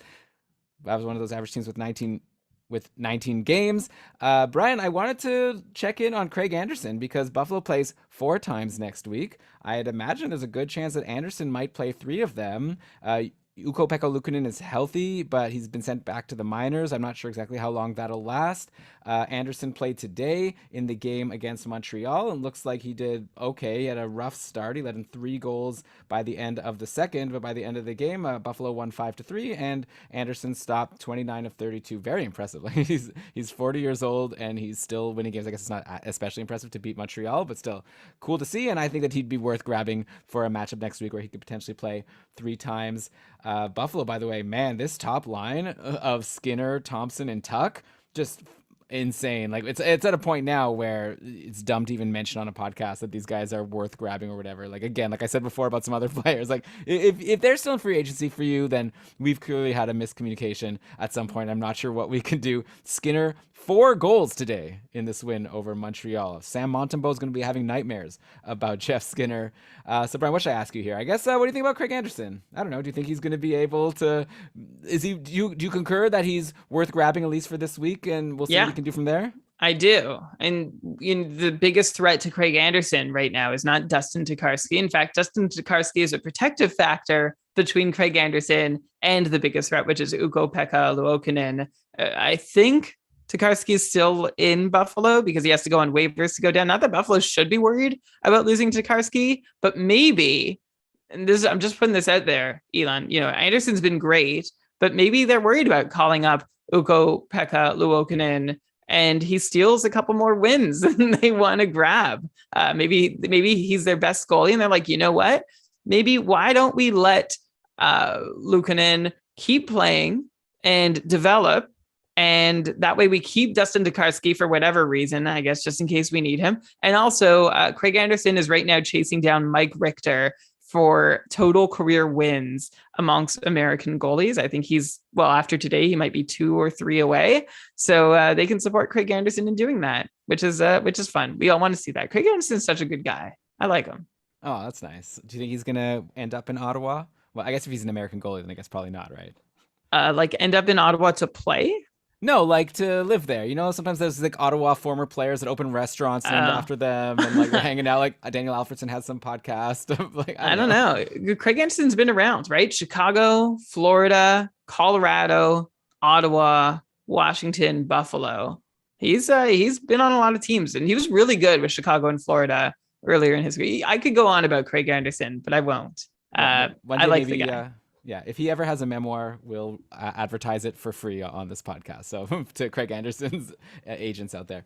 Let's go next to Boston. So they also play 19 times over these next 6 weeks. No Marchand or Bergeron proved not as big of a problem for the Bruins versus the Sens as it was versus Carolina. They bounced back from the 6-0 loss to the Hurricanes with 2-0 30-save shutout for Jeremy Swayman. We discussed maybe the Sens were tired. I don't know how much credit you want to give to the Bruins there. Marchand has appealed his suspension, so he could be back maybe sooner, maybe not. We don't know.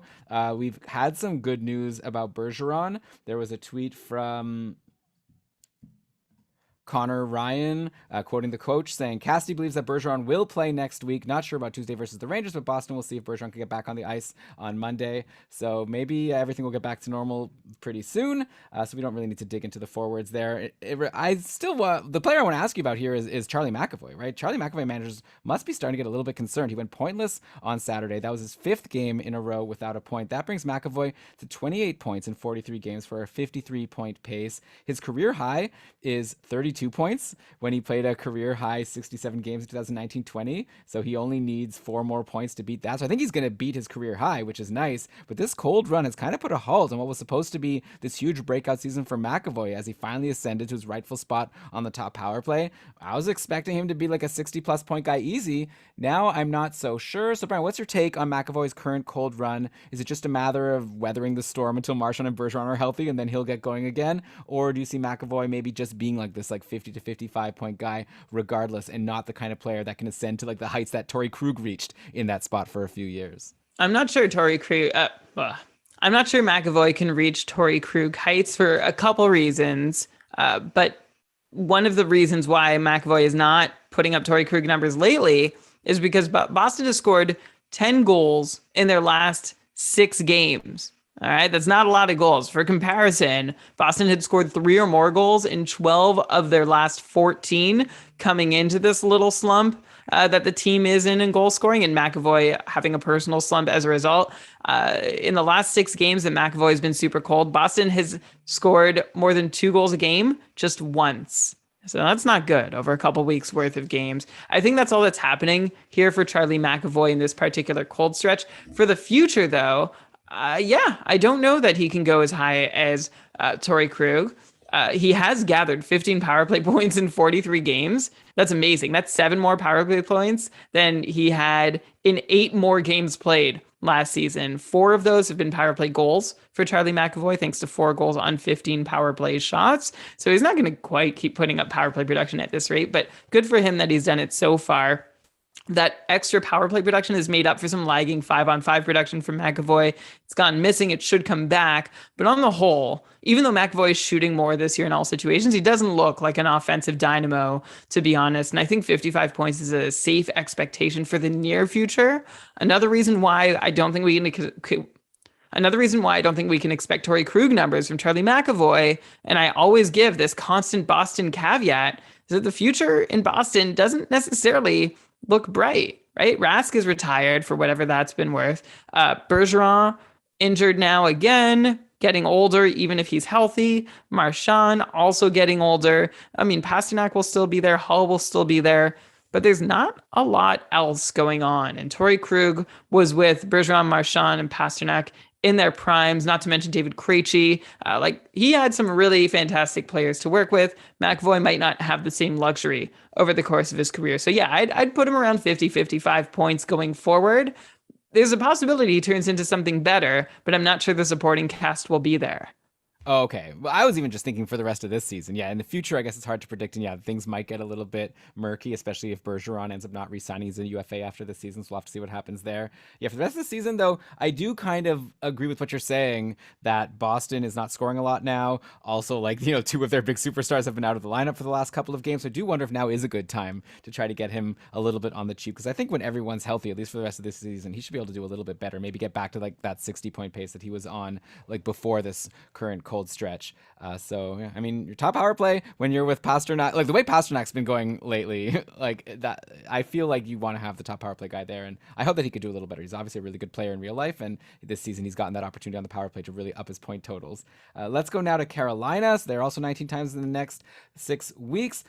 Brian, I gotta say, I still feel a little bit weird, and Ben actually just mentioned this in our group chat recently. Like at some point this season, I expressed some concerns about Andrei Svechnikov. He went on this cold run with just a couple points in 10 games in late like November, early December, and he was also getting like third line deployment for some of that. I'm kind of afraid to even go back and listen to what I specifically said on those shows. I'd imagine it's aged really terribly because the 21-year-old Svechnikov has been insane lately. 6 goals in his last 6 games, 18 points in his last 12 games. He's now over a point per game on the season, 44 points in 43 games. That's destroying his 63-point pace from last season. Dude is only 21 years old. He's in his 4th season in the NHL. I'm not even sure how that math checks out. It's scary to think of what he'll be doing when he's like 23, 24, 25 years old, if he's already at a point per game. I'd be interested to know, actually, if the Sabres would want their Dahlin pick back. Like, I think that would be an interesting conversation, right? Because obviously top D is hard to find. Dahlin has been good, but Svechnikov looking really special. I was actually just like looking at that draft. Brady Tkachuk went at 4. Quinn Hughes went at 7. I don't know. It's fun looking at draft results. There was also a lot of duds in that draft. Sharon Govich went in round 5. He's like the best late pick, I think, of that 2018 draft. Anyways, this is boring. My big lesson here with Svechnikov is just never put stock in Carolina lines. Okay, they change like every game. Like if you ever hear me on a show being like, Brian, should we be concerned? Like obviously, yeah. If I mention that Nino Niederreiter is playing with Aho, you stream him in, sure. But if I'm ever like, oh, should we be concerned that Svechnikov is on this line and not on this line? Just slap me in the face because it's like that'll probably change within a game. Okay, but the question for you, okay. But now I guess let me give you something interesting to say, and not just to say that Andrei Svechnikov is good, which is obviously something everybody knows. But another cane on fire right now is Teuvo Teravainen. Don't worry, I'm not just going to now drop a hot take that Teravainen is good. I saw something interesting in here that I didn't realize before. So Teuvo's been hot, 9 points in his last 7 games.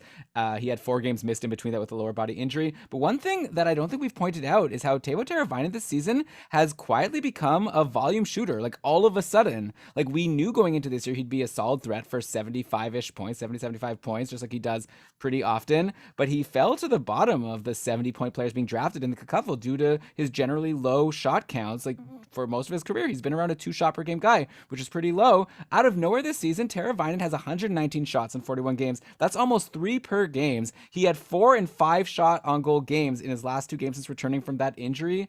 So Brian, like, I think we have a new thing. I just want people to be aware. This kind of reminds me of Alex Barkov at the start of his career. I remember he was a low shot guy. Then all of a sudden that like completely flipped. And all of a sudden now he was like a reasonably high shot guy to go along with all of his points. I think that's happening with Teuvo Teravainen. Obviously we've discussed at length in this episode how it's really hard to predict or understand why the shots have gone up. I'd love to know like if there's some underlying reason why he's shooting more.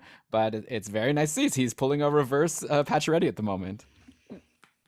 Yeah, I'm trying to figure out how to start because it's great that Teravainen is shooting, but he's actually done this before. Like this is the second time in 3 seasons that Teravainen is shooting around these volumes.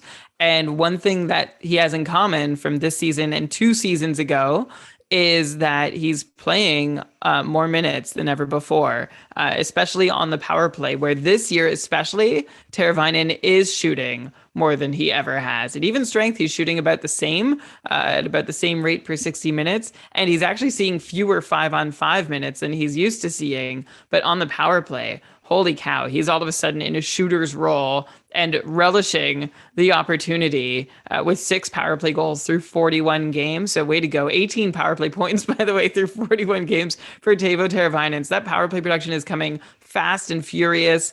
I think he's earned a lot of it. I don't expect it to totally disappear. And I actually think that Teravainen, unfortunately, is playing only 12 minutes a night at 5-on-5, which is a full minute and even minute and a half less than he's seen 2-3 seasons ago. But one thing I'm really noticing about Teravainen at 5-on-5 is points participation is far too low, and his own shooting percentage, he's shooting 3% when he's used to shooting close to 10 or a little bit above that. So I think there's actually room for Teuvo Teravainen. He's right now on a 72-point pace. There's room for him to get up there if some of those unfortunate percentages regress to the mean. So there's that's good news for anybody with Teuvo Teravainen in your lineup. You can be happy for all he's doing and be happy that he is shooting a lot this season thanks to extra time on the power play.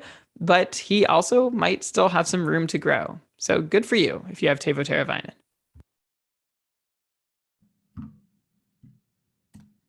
Yeah, good for you. Good for him. I remember once I did an interview with a Carolina beat writer, and we were talking about like Aho and Svechnikov, and then he dropped like, "You haven't even mentioned the best player on the team yet." So like, he's obviously very well loved in Carolina, and they think that Teravainen is something special. Didn't they get him from Chicago for like just taking on a contract? It was like a really bad, like Brandon Bickle. This is probably not even his first name. Something Bickle. It's Brian Bickle. And I'm trying to I'm gonna try and find out the answer to. I do remember this trade. Teravainen was someone like we were excited with in Chicago, and he never got to actually show his true potential. Let's see. He was traded. There you go. He was traded to Carolina with Brian Bickle in exchange for a pick that became Eric Stahl. Wait, how that doesn't make sense. Why? With a pick that became Eric Stahl. Yeah, well, like they traded for Eric Stahl. You mean? No, Chicago received a pick from Carolina for trading them Teuvo Teravainen and Brian Bickle, and they picked Eric Stahl. And with that draft pick, they picked Eric Stahl. Brian, Eric Stahl has been in the league a lot longer. Sorry, I was thinking. Okay, I was thinking about Mark Stahl, and that still doesn't make sense. Okay, it's because it was the Rangers 2016 second round draft pick. I'm like, okay, Rangers, Mark Stahl. Oof. Do you want to just say the trade again? Yeah. Just say for a pick. It doesn't matter who it turned into. Yeah. All right. I'll start from your Bickle thing. It's actually Brian Bickle. Yeah, you're right. It was Brian. And Teravainen was traded with Brian Bickle in exchange for a draft pick, 2 draft picks. Right. So yeah, it was basically just a cap dump. I'm sure Chicago would love to have that back, though I guess they were in a crunch at the time. And at the end of the day, you can't judge their trades around that time too badly because they won Stanley Cups and Carolina hasn't done that yet. So, but they might soon. They're looking really good. The trade was in 2016. Yeah. So Chicago would have just won some cups, right? I don't think so. Oh yeah. Okay. Sorry. Okay. I'll just cut out that part. Okay. Next up, let's go to the New York Rangers. Again, another team that plays 19 times over these next 6 weeks. Kakko is going to be out at least a month with a lower body injury. Man, I really thought Kakko had breakout potential this season. Like we saw in the preseason, he was slated to play with Panarin and Strome. Obviously, this high pedigree guy, but he's been a huge bust this year. Only 14 points in 37 games. No one in fantasy is going to miss him now that he's injured. Man, remember when there used to be that huge debate of Hughes versus Kakko? Who should the Devils take? I definitely think the Devils are happy with their choice that they went with Jack Hughes, at least at this point. The Rangers haven't played since February 1st. But when they return next week, it looks like it's going to be Barclay Goudreau taking that Kakko spot on the second line. Those are the practice lines we've seen today on Sunday. Meanwhile, I definitely didn't notice until checking that Alexis Lafreniere has actually been playing on the top line for a while with Zibanejad and Kreider and actually scored in his last 2 games before this long break. So, Brian, going into next week, 3 games for the Rangers, 19 games over these next 6 weeks. Do either of these third-wheel Rangers interest you? Are they either of them on your watch list currently in the cupful between Barclay Goudreau playing with Panarin or Lafreniere playing with Zibanejad and Kreider? Well, Goudreau playing with Panarin is nothing new, right? We've seen him do that, or we've seen him playing in the top 6 earlier this season, and the results have been on again, off again. So yeah, you could stream him in, but I don't think he's a go out and grab. And Alexis Lafreniere, 2 goals on 5 shots in his last 2 games, still playing decidedly middle 6 minutes at best, even though his line mates have been great and still no power play time. So there's not a lot to love about Lafreniere's numbers recently, but it's nice to see him on the top line and producing, and maybe this is a chance for him to get on some kind of a roll. So, Elon, if you're looking for someone to stream in, I mean, we're already down on the 15th best schedule the rest of the season. New York has 19 games before the Cupful Fantasy playoffs start. That's the Keeping Karlsson Ultimate Patron Fantasy League, kkupfl.com, and just 3 games next week. If you don't know what to do, if you have an empty roster spot and your league is deep enough, yeah, take a swing on Lafreniere. But I'm not rushing out to get him here. Yeah, I think my gut actually says Goudreau over Lafreniere, but anyway, we're splitting hairs. Let's go now. Why did you say? Yeah. I mean, I feel like Lafreniere just screams bust to me in terms of fantasy for this year. I don't have faith in him holding the spot. I feel like Goudreau is probably going to get bigger minutes, and he also has maybe a little bit better chance of hits. I don't know. Just I just have a hunch. Also, I think playing with Panarin is also better. I just really like Artemi Panarin. Yeah. And Goudreau has, in his last 5 games, played 20 or more minutes 3 times. A lot of that is because he plays a lot on the penalty kill, and Lafreniere doesn't. But there are reasons to prefer Goudreau to Lafreniere. I'm just looking, for me, if I'm looking for the breakout potential, who has the most upside, Lafreniere the rest of the season, but who's most likely to reach their upside is probably Barclay Goudreau. Right, maybe it's a ceiling floor situation. All right, San Jose is another team with 19 games over these next 6 weeks. They rank 16th here. I put them, I guess a bunch of teams are tied with this spot here. So San Jose is another team that hasn't played since February 1st.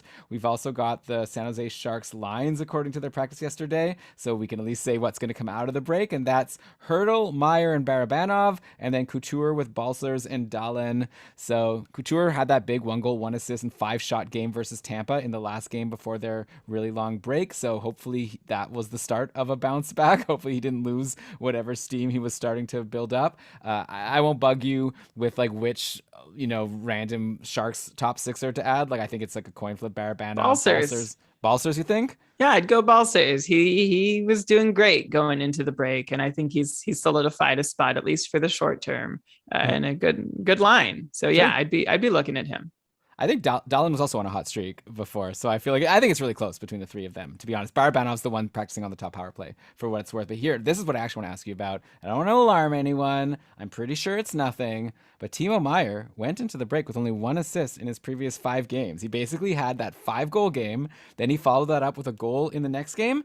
And then he had 5 games with just that 1 assist. Brian, any reason should people be concerned that maybe Meier peaked too soon and now he's going to have to make up for those 5 goals by having a bunch more games where he doesn't score any goals, or is this just a total random aberration? No, you're he has to pay the piper for having such a great game. He's got to pay back the karma that he got from it. Timo Meier's having a phenomenal season. He really, really is. And there's no 2 ways about it. I've looked at his numbers a few times. That 5-goal game was exciting. Unfortunately, yeah, it seems like there is some karmic balance happening, but that's all it is. It's not like he deserves to suddenly go cold, or that this is a sign that he's not going to have a great second half of the season. Timo Meier's on base for 94 points, and I don't see much reason for him to not continue that pace the rest of the season. He is a legit star. I mean, Elon, you like shots on goal? Since he had a game where he took 9 shots and didn't score. Followed that up with 3 and 4 shot games and didn't score. So I'm not worried about Timo Meier. He's still shooting. He's still phenomenal. And this could be a great buy low window for anyone who's finds the Meier manager that's panicking. Yeah, you might need a couple more quiet games before anyone's panicking, Brian. I definitely agree with you here. Just wanted to throw it out there. I'm asking for the other people listening that may just want to know if there's something to be concerned about, but I agree that there's nothing. Okay, let's go to Philly now, the final team that plays 19 games over these next 6 weeks, which means if I haven't mentioned a team with the play, I have a bunch of Florida guys, and I'm very nervous because I've got Barkov, Duclair, and Verhaeghe in one of my leagues, and I don't like that I haven't mentioned the Panthers yet. But anyway, Philly is the last one we're going to talk about today. The big news out of there is that Sean Couturier had back surgery and is out for the season. So he joins Hayes, Farabee, Ellis, now Brassard, Ristolainen on the shelf. Just stick a fork in this season, right? Too bad. I do think that they seem to have the pieces on paper to make a good team, but we haven't been able to see it, and maybe we never will, because I don't know if this whole squad is going to get healthy, which I feel bad for Carter Hart, by the way. I'm seeing that Carter Hart, a lot of people are saying that he's actually having a decent season, and he's just getting bad luck from having really bad D in front of him. Overall, he's a 911 save percentage through 31 games. Only 2 wins, though, in his last 13 games. It looks like we may be at a point where Hart's fantasy value is similar to what Jake Allen was giving you before he got hurt in Montreal, a good volume guy with okay rates, but don't expect to get a win very often. I really can't imagine that Philly's going to go on a good run here with all these injuries, and now Couturier out for the season. Yeah, they were already missing Ryan Ellis too, which has been a big hole in their defensive core. There's not a lot of reason to think that there's much hope for anybody in Philly the rest of the year. So it's really frustrating, because it's another season that was supposed to go pretty well, and it hasn't. Another lost year for a Philly team that, in one version of this world could have contended. I will say Carter Hart is doing his part through the season. He's playing above his expected save percentage. So way to go, Carter Hart. But there's only so much he can do when the team in front of him is not delivering more often than not.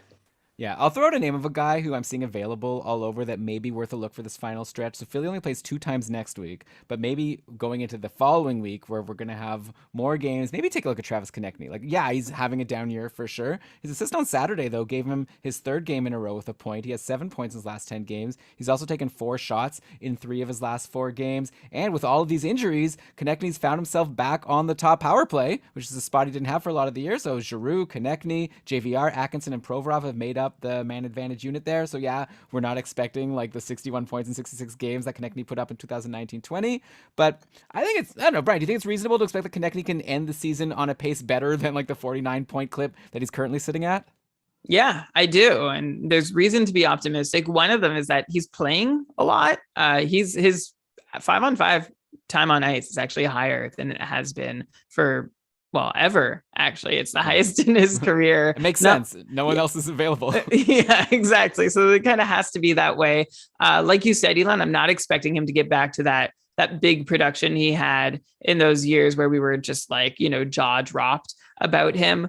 But that power play production should be helpful if he can hold on to it. So I actually traded Eric Howla for him a couple weeks back, and I'm feeling pretty happy about it. I mean, Konechny has like flirted with fantasy relevance and irrelevance pretty consistently over the last couple of years, but he's someone who has a chance to step up and make some kind of statement over the rest of the season that is looking like it's any kind of serious contention is falling out of reach for Philly. That might be an opportunity for Konechny to get freed a little bit and show what he can do. That's what I'm hoping. Yeah, I mean, it's a bad team, so it's definitely likely that they get shut out every once in a while, and then obviously you're not getting anything from him, but he'll have the opportunity because someone has to play on that top power play, and they're running out of options. All right, let's do a quick lightning round, Brian, just of some other players that we weren't able to get to because they weren't on any of these teams with these good schedules coming up. I'll just do them like pretty quickly, and then you can comment maybe at the end. I'll do a couple at a time here. So first of all, in New Jersey, Dougie Hamilton is skating in a regular jersey at practice. He didn't play today in Sunday's game. Damon Severson still on the top power play today. Another assist. He's been so good. He has 18 points in his last 17 games, which makes this a really tricky situation because the Devils only play once next week on Tuesday and then twice the week after. So I wonder if this bad schedule plus Hamilton's impending return means it's time to thank Severson for his amazing services, but still drop him and send him to the wire. Like, are you really going to hold a guy who's only going to play once next week?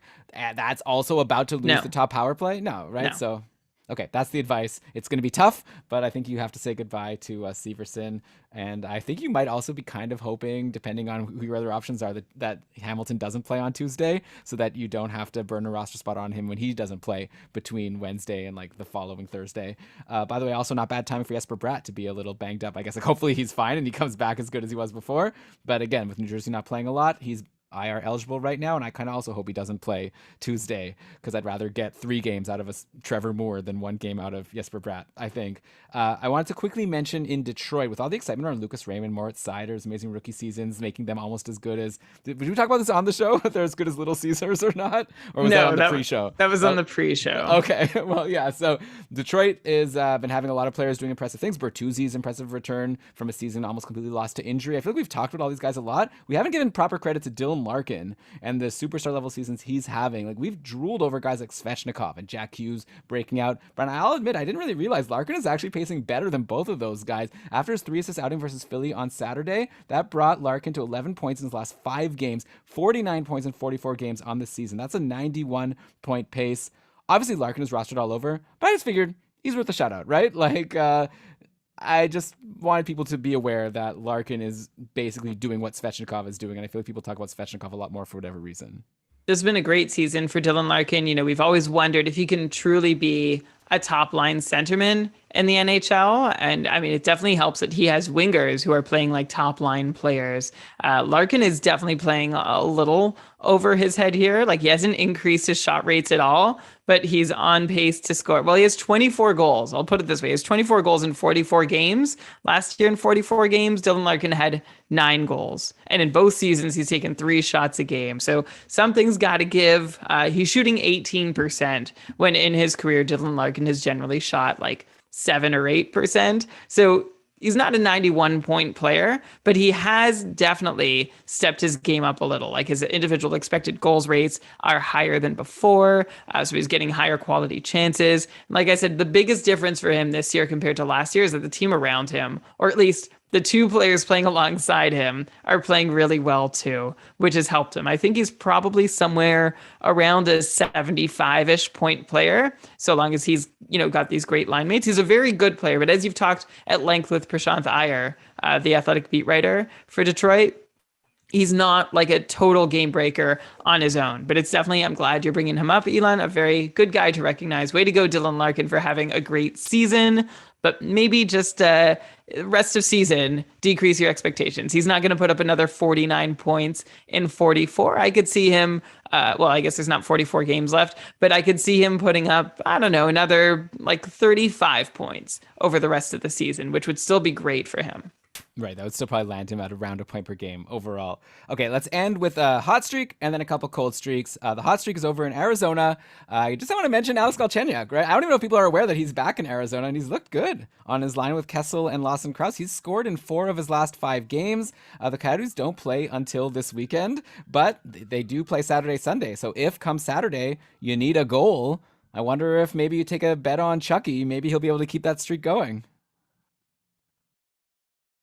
Sure. That's as far as I can get with talking about Alex Galchenyuk. Sure. He's not a new player. No one's fixed him. But someone I will talk about in Arizona, by the way, Jacob Chychrun had 3 consecutive 5-shot outings last week. He followed that up with 3 shots on Friday night against Tampa, which is okay. You're playing Tampa. Shave a couple shots off from what you normally get. He had 15 shots over 3 games, 10 blocks, and he has 3 points in his last 5. So there's at least a little sunlight there in Arizona for Jacob Chychrun. And sure, for Alex Galchenyuk too. Not to take anything away from Galchenyuk, but there's no advice I can offer here except that, take a shot and maybe you'll get lucky. Right, yeah. I guess I'd probably still want Kessel or Krause if I want someone on that line for the weekend over Galchenyuk. By the way, though, you mentioned Chychrun, I'll just bring up quickly that with him doing well, Shane Gostisbehere has actually gone super quiet. He has no points in his last 5 games. Like I said, Arizona doesn't play until the weekend. Gostisbehere's having a good season overall, right? He's still pacing for 48 points on the season, even with this cold stretch. But I wonder if he's someone that you maybe consider dropping going to this 5 days of no games, especially if it's a matchup where you need to win. Or do you think his value is still too high to let go of and this cold streak is nothing to worry about? We're getting to that point for sure, where you can't, depending on your level of contention, you can't hold a guy if he's not producing for you. So Shane Gostisbehere, I would hold. I'm not ready to give up on him for the rest of the season, but it's been a frustrating time for anybody who had gotten used to his production. Can we just go back to Alex Galchenyuk for a second? Because I was looking closer at his numbers. It's crazy. This guy, this is a classic. He has 4 goals in his last 5 games. He had a goal in each of the 1-shot games he had. So in 2 games, he took 1 shot. He scored on that 1 shot. In another 2 games, he took 2 shots each and scored on one of those 2 shots. And another game, Galchenyuk took 5 shots and scored on none of them. And also played fewer minutes than any of those other 4 games. This guy, just turn everything backwards and you have Alex Galchenyuk's numbers. Yeah, there was a time, if you go back to early seasons of keeping Karlsson, we were really high on him over in Montreal. It feels like eternity ago. I want to end with a cold streak, Brian. Joe Pavelski was on a run of 27 points over 14 games after a 2-goal and 2 assist outing versus New Jersey on January 25th. And since then, he's gone ice cold. He hasn't picked up even a single point in his last 6 games now. Like I said, Dallas just got shut out by Colorado. I've got a confession. I traded for Pavelski in my Dynasty League as a rental to help Maddie and I go after our 2nd championship in year 2 of the league. In doing so, did I jinx Captain America? As soon as I traded for him, he stopped getting points. I actually got Pavelski and Malkin in that deal, and Malkin just played today and also didn't get a point. I might have ruined these guys. But Brian, what's going on with Pavelski? Is he going to go back to what he was doing at the start of the season, or is this who was the player who I asked to be just as a joke? Oh yeah, or is this like a Timo Meier situation where, yeah, he's cold, but come on, he's going to be just fine? I think he's going to be fine. He's still on this amazing line with Robertson and Roope Hintz, which we were just lauding all of last week's episode. So I don't have much trouble to say that Joe Pavelski is going to continue being really great this season. His line is amazing. I don't see any clear reason to expect Joe Pavelski to be regressing. So I'm all in. This is I like Pavelski, like maybe not to be quite as amazing as he was over that, what was it, a 14 game stretch you mentioned, but overall on the whole, yeah, I'll put him in the Timo Meier category of just expect him to be fine. Okay, Adam is saying that Pavelski played with Ben and Sagan in the third tonight, so we'll see if Wow. that holds. I mean, it was against Colorado. They were getting shut out. I have a feeling they'll go back to their standard lines next game. Maybe something to watch. Follow at Game Day Lines on Twitter. All right, Brian, this has been so fun, but I think the time has come to an end. It's time for us to go and turn on some football, get your nachos, I don't know, whatever you're going to do. But I've had a really fun time talking to you about NHL over these past couple of hours. I hope that the listeners have enjoyed it as well. If you want to get all of the Keeping Karlsson shows that we put out on our feed, us, the short shifts, you got to just subscribe to Keeping Karlsson on your Apple Podcasts or Spotify or wherever you listen to your shows. Obviously, also check out Dave's Stream Scheme, a really great show that he puts out every week looking at the next week's schedule. So similar to this, but just for 1 week. Brian, you mentioned earlier about our Patreon. We, first of all, I super thank you guys.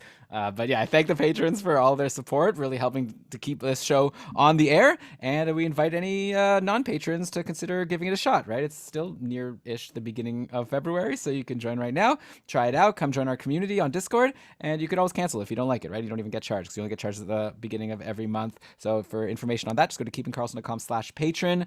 Thanks to everyone who joined us in the live chat. We had a lot of fun here. But Brian, with that, I think we're ready to cue that outro music. Why don't you go ahead and read us the credits?